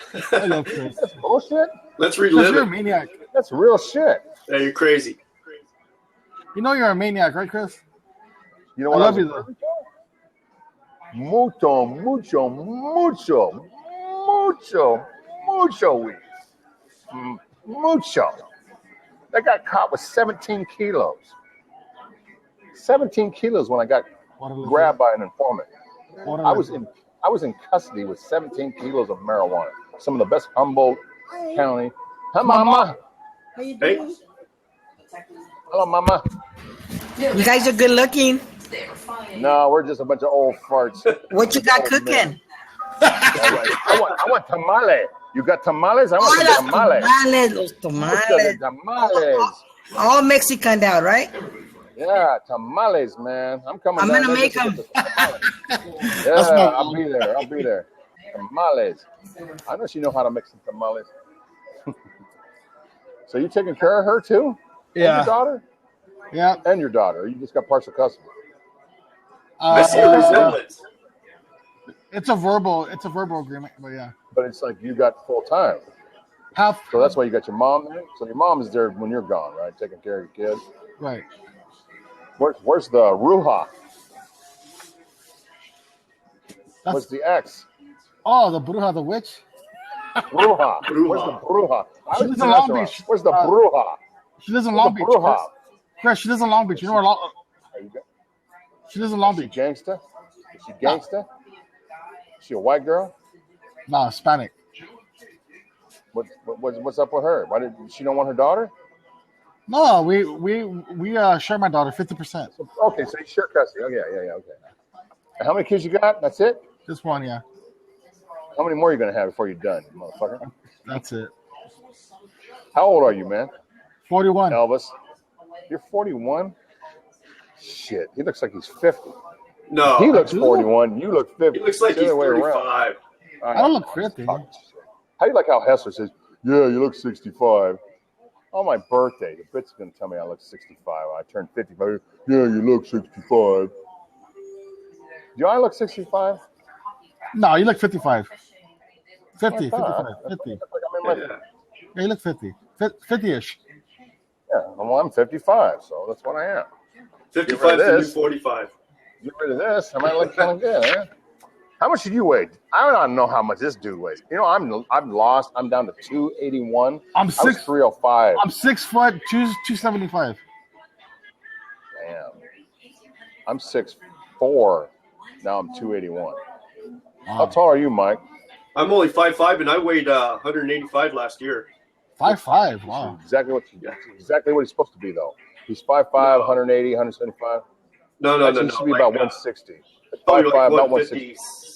You gotta be 55. skinny. Stand up. You got a gut? I had it, guys. I stopped eating bread. Well, I don't see no gut. He's 5'5", Chris. It's not that tall. But 5'5" is the same height as my wife. My wife is 5'5". Yeah. You short shit. I'm short. Midget. What are you? Fucking Dago? I'm your little buddy. Are you a Dago? What's your nationality? Irish and German. Yeah. Hey, Mike, yeah. Was there ever a point in your life when you wish you were taller? Or you just didn't care? Yeah, when I was in elementary school, it was a problem being small. My dad was only 5'7". Or like junior high and high school, that was rough. Yeah. Being short. Called you midget and all that. Yeah. Oh yeah. Oh well. So, do you like Elisa? Would you bang her, Mike? Would you bang that? Would you hit that? I would. Yeah, probably so. I mean, if she looked like us, did you think you'd be watching that show? Huh? We'd be watching if she looked like us. If she looked like Benji. If it was just Benji and there was no Elisa, would you still watch it? Of course I watch because she's pretty. And the Benji thing helps. The Howard Stern connection. But she got great taste, and she will not show those. She won't show those. She won't show them. Have you really seen an interesting person? She has got like perfect set on her. Yeah. When you see the pictures of her, she's like the right size Ariela, or the nipples are right, the shape is right. Areola. What did I say? Ariela? Areolas are the deep. I don't want to say. I wanted to say the medical word. I'm in Yeah, say it louder. Business. I'm trying to sound like medical here. How do you say it in Spanish? Then nipple. How do you say it in Spanish? Teta. Chichis. Teta. But chichis is titty, but then neta. So she got perfect neta, perfect chichi. I mean, I saw them. They were photographed recently, and they're like perfect. And she got the most perfect VJJ. Oh my God! I got this picture of her. That Maza, she got like the perfect tight up, and it's got the daylight coming through because it's so tight and there's nothing hanging. Yeah. Oh, there's no pastrami. And she's 35. And she still looks like good at 35. There's no pastrami. Just think what she looked like at 25. Calm down. Oh yeah, she's built. I mean, she's 5'5". She's the same height as you. No, she's 5'7". She's pretty tall. She's taller than Benji. Yeah, because Benji's like 5'5". Yeah, she's a pretty interesting person too. But come on, you want to just come on, man. I still haven't seen the Playboy picture. You haven't? I'll send it to you. It's easy to find. Just Google it. Yeah, it's out there. I don't know. I guess I just haven't had the time. But this one that I have is taken like 2 years ago. You're gonna show it right now? I'm gonna turn on my laptop and show it to you right now. I mean, if you give me a throwaway email, I'll give you my email. You're gonna violate my email is chris.dickens@outlook.com. chris.dickens@outlook.com. Okay, I got it. And I will send you some pictures, and you know why I'm like. But everybody's got these pictures. I'm not the only one that's got these pictures. These pictures are all over the place. Chris, send me a DM of them on Twitter. Okay, I will. We're both following each other. She doesn't even know I have these because these are real late. These are real current ones. I tell you, she looks totally different than from the beginning of the year. Jesus. She's like a totally different person. Benji, too, with that beard. That beard changes Benji's look big time. Well, guess what? Benji looks like he's going to join ISIS. Right? Guess what? I don't have them on here. I have them in Picasa, so I don't even have. I don't even have them on there. They're on something else. They're not on that device. You don't have. I swear they were on that device. I'll check it out. Well, one of them has been tweeted out on one of my other accounts. I could have swore I had it on one of these devices. I can't believe I don't have them on either one of these devices. Yeah, so am I. That's your girlfriend. Yeah, like I'm ever gonna meet her. Come on, man. Move. Just do what he tells you to do, and we're gonna be okay. She wouldn't. If she ever saw me in person, she'd run screaming and call 911. Yeah, maybe. I don't have them. I don't have them either one of my devices. I could have swore I had them on my device. I don't have them on my phone or on my iPad. So anyway, I can't show them to you. So who else is in here? I got +6, +14. Hey, Chris, you have a +6. You know that's got to be a douche the monkey, one of those. One of them is probably being filmed right now. I'm actually recording this one. What does the +6 mean again? It's people that come in that are not signed in on Twitter. Oh, okay. They're not signed But in. Elisa's just fine as hell, and then her, like you said, Mike, it's personality. There's something that she kind of rolls you in on the whole package, you know. But I mean, I fantasized about her looks when I started seeing more pictures of her. I mean, the first week, dude, I must have looked at 200 pictures. Like I said, she never seemed Jewish to me. She always looked like this hot Italian chick, and I love Italian women. But to me, I was like, she's like one of my fantasy Italian hot chicks, hot Italian girl. But so, if you met her, what would you do, man? Would you like put the move in on her? Shit. Well, you're almost the same age as Benji. I'm too big and too old. That doesn't mean anything. No, but that doesn't mean anything, dude. Well, you know, Benji's only 48. Everybody says he's 50. He's 48. He was born in 1967. Yeah, whatever. He's 48. So he's 50. You know, he's not 50 yet. Almost. Yeah, he's at least 48. After that, he said they drove back to the house, frantic to see their son. Was he still? See, that's part of what it is. All these ugly guys, they can get her. She's with an ugly guy. The bear makes you pee, huh? Who knows what women like? Oh, I know what she likes. She already told me she likes Bradley Cooper. Why do you think I tweeted that picture about Bradley Cooper? Yeah, but that's just last night. $20.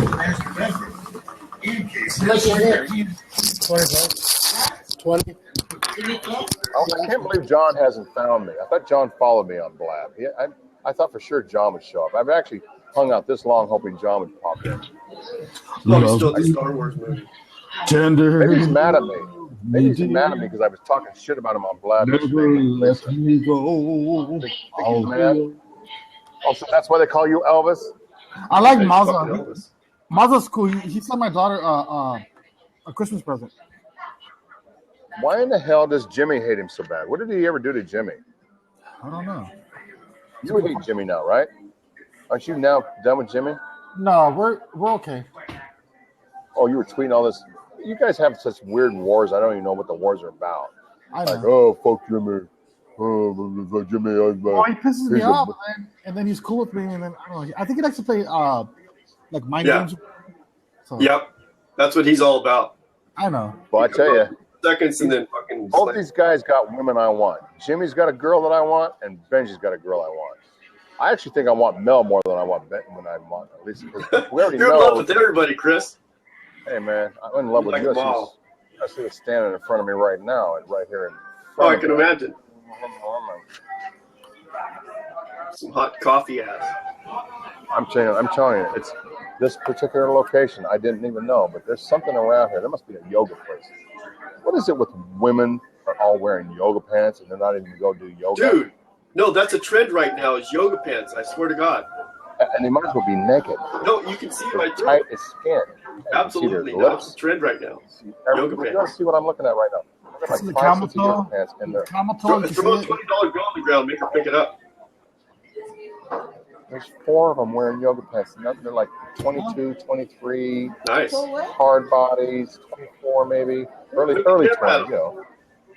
No. Girls wear those. Kick you out. Yoga pants now. So what do you say? No, somebody that's watching me will Yeah. call in. You know, they don't know where I'm at. They're never going to figure out where I'm at. They do it for They're probably attention. calling every Starbucks. I can't believe how busy the Starbucks is. Of course, it's Christmas shoppers. I A know. lot of people are off. A lot of people are already not working this week. I didn't know you know about camel toe. Frankie found me on Hey. Facebook. My mom knows about camel Of toe. course, Mama knows what She's been on this planet a lot longer than we have. Well, they're old too. They should. If I know it, Yeah. why shouldn't I? Oh, I know yeah. it. Oh, yeah. How old are you?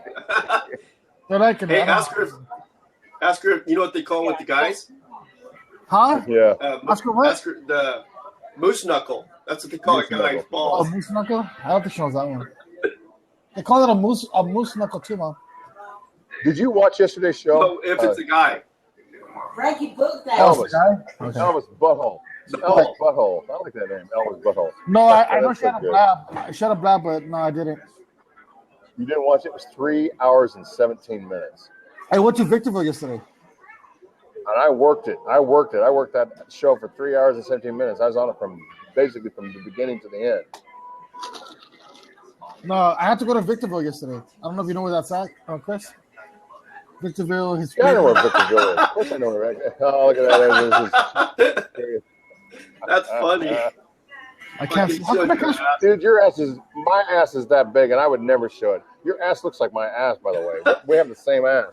I would never do that on camera. Never. That's funny, dude. That takes some balls. That's a lot of crack. That's a lot of crack. That's what I call a lot of. He's on that's crack. That's a crack. That's you know what's crack, boy. I gave it a spank too. I know. I'm surprised. Did they pull that episode down or? Huh? No, I don't think they're going to do that kind of stuff. That's stuff you can probably get away with. No, I'm not going to. We were doing that one. Me and Jimmy were almost showing crack one day on the show that we did against her show. We were both showing crack, you know. Of course, Jimmy's so damn skinny. But, you know, the thing is, Nicole just admitted that she's on payroll. Did you see what she told us? You weren't paying attention to that. I got completely sidetracked as we started talking about it. Did you hear how she's getting paid? She's part of Twiggy Image Network. Oh, you think she's... Yeah, see, nobody believes that these people are getting paid. This is what makes me so furious. Nobody believes anybody's getting paid. Hi, how you guys doing? I mean, hello. I'm the poorest SOB. I'm the poorest SOB on the planet. I deserve to get paid, man. I'm dead broke. My wife is throwing my butt out. My best friend, who I'm going to go live with in San Francisco, may not even live long enough for me to go stay with him and work for him. I need to get paid, man. Got to hit the streets. But they're getting paid off of my work. You know how much work I put into that, being on that stupid nonsense? How many hours and hours of footage they got on me being a complete butt, like a maniac? Come on, Chris, you're a bullshitter. You should recognize the bullshit when you see it. She's not getting paid. Why would they do it for free? She's not getting paid. Who would do it for free? First of all, she doesn't need the money. Why does she not leave the money? All he bitches about how he's tired of paying for her. No. I'm talking about Nicole. Oh, you don't believe Nicole's being paid? I believe she is. She's not. I think she is. I think Kelly Fox and Nicole both are getting something. There's no money. Off of what? Off the advertisements from their website? If they're helping with the behind-the-scenes crap, they're doing something. Yeah. There's not that much. I guess Alicia gets some money from Spreecast because there is an ad. She's getting paid for whoever got her under contract. She's not making dick off of Spreecast. She makes like, for every 1,000 viewers, she makes $12. Yeah, who said that? That sounds about right. Somebody told me that. I don't know. Somebody knows this math. Somebody that knows this. Does it take $1,000 to make $12? Is that what it was? 1,000 views is 1,000 views. Somebody said 1,000 views a show comes to about $12. That sounds about right. I don't know. That even seems a little high. So most of her shows are only 1,200, 1,500 people now. That sounds like more than YouTube pays. I know a guy that became a millionaire off of YouTube. I met him. Pocatello. He's Shaitar. Multi-millionaire. How about Gangnam Style? That dude became a millionaire. Where's your jacket? This guy. Oh. Talk about some guy Gangnam Style. This is a guy that got a YouTube channel and made money. I'll show you his YouTube channel. I met this guy. He must have millions of. He does. I'm gonna show you his channel. Hang on. Maybe tens of millions. Hang on. You go ahead and visit with the crowd while I find this. I can't talk and do this at the same time. So Danny, LA's pretty busy, huh? Yeah, it's very busy. The freeways down there are crazy. Yeah, the 405's nuts. The 91's nuts. Yeah. They're all nuts. It's been a while since I've been down there. I guess they need to make another freeway. I don't know, but. Oh yeah, running east-west or. Sheila? Yeah. Thank you for asking. This guy's a YouTube sensation, Shaytard. That's him with his kids in Walmart. He's got 4 or 5 channels on YouTube. He started doing them and that's him. He's in Pocatello, Idaho. Shaytard. Hey, wasn't he the guy that was fat fat at one time and lost a bunch of weight? Walking here. Shay Carl, yeah. That's the guy that was fat. Shay Carl. He lost a bunch of weight. He was fat and he lost all that weight. Look at this house he's living in now. He's living large, man. He's got 5 kids. All he does is film his kids and do silly stuff. And he's a YouTube millionaire. That's cool. Good for him. Shay Carl. What he started doing, he started doing a video vlog. He had an idea like 7, 8 years ago. Him and his brothers were, basically working at countertops, marble countertops, cutting tops. That's all they did. And so he decides he's going to get his little camera, his little digital Sony, and he's going to start doing a video vlog every day and upload it to YouTube. Yeah. Just him and his family. Just filming stupid shit, going to the store. He's doing the same thing like 7 years later, and now he's a millionaire because of it. And he sells clothing now. He's got his own clothing line. So his YouTube channel has like 5 channels. He started out with just one little guy, talking shit with his family. Then he went to LA, became a disc jockey at a place in LA. And then him and some other YouTube people started a media company, which they ended up selling. They started a media company for internet entertainment. All these other YouTubers, that got their shows, their channels, as they call them. He goes to all these YouTube channel awards. He won all the awards. He's like one of the top channels, Shay Carl. You knew who he was. Why don't you know who he is? You're on the internet all the time. You don't ever watch any YouTube people? No, how do you spell it? Shay? Shay Carl or Shay Tard. Oh, Shay Carl. Shay Carl, Shay Tard, Shay Tard. I just started playing it. His real name is really Carl. Here it is. I got it. He finally says Shay his Carl. real name. His real name is Carl something. I forget what his real name is. For a long time, he never said his real name. He was being careful, He was just calling his kids all these weird names. He called his wife Mommy Tard. He called one baby Tard. He's basically had little names. And once in a while, the kids would make a mistake and say their real name, and he'd try to stop the film and take it out. But now they all use their name, and he's confident because he's got money and he knows he's safe, or he thinks he's safe. I never found Rich his people, channel. you're not safe. I never found his channel entertaining, so I just never followed him. Well, he's a family guy. It's just him and his damn kids running around shopping and doing stupid shit. It's just like a family show. It's not like he's doing anything outrageous. It was boring. But most of those YouTube channels are a bunch of idiots. People that think they're funny, think they know how to act. They try to do like little skits. I'm super sick though. Well, guys, I gotta go, man. So, you guys want to host? I'll make you host. No. No, I'm good. All right, bye, guys. Later, man. See you later, Mike. See you, man. It's good meeting you, dude. Yeah, man. All right, bye. Late.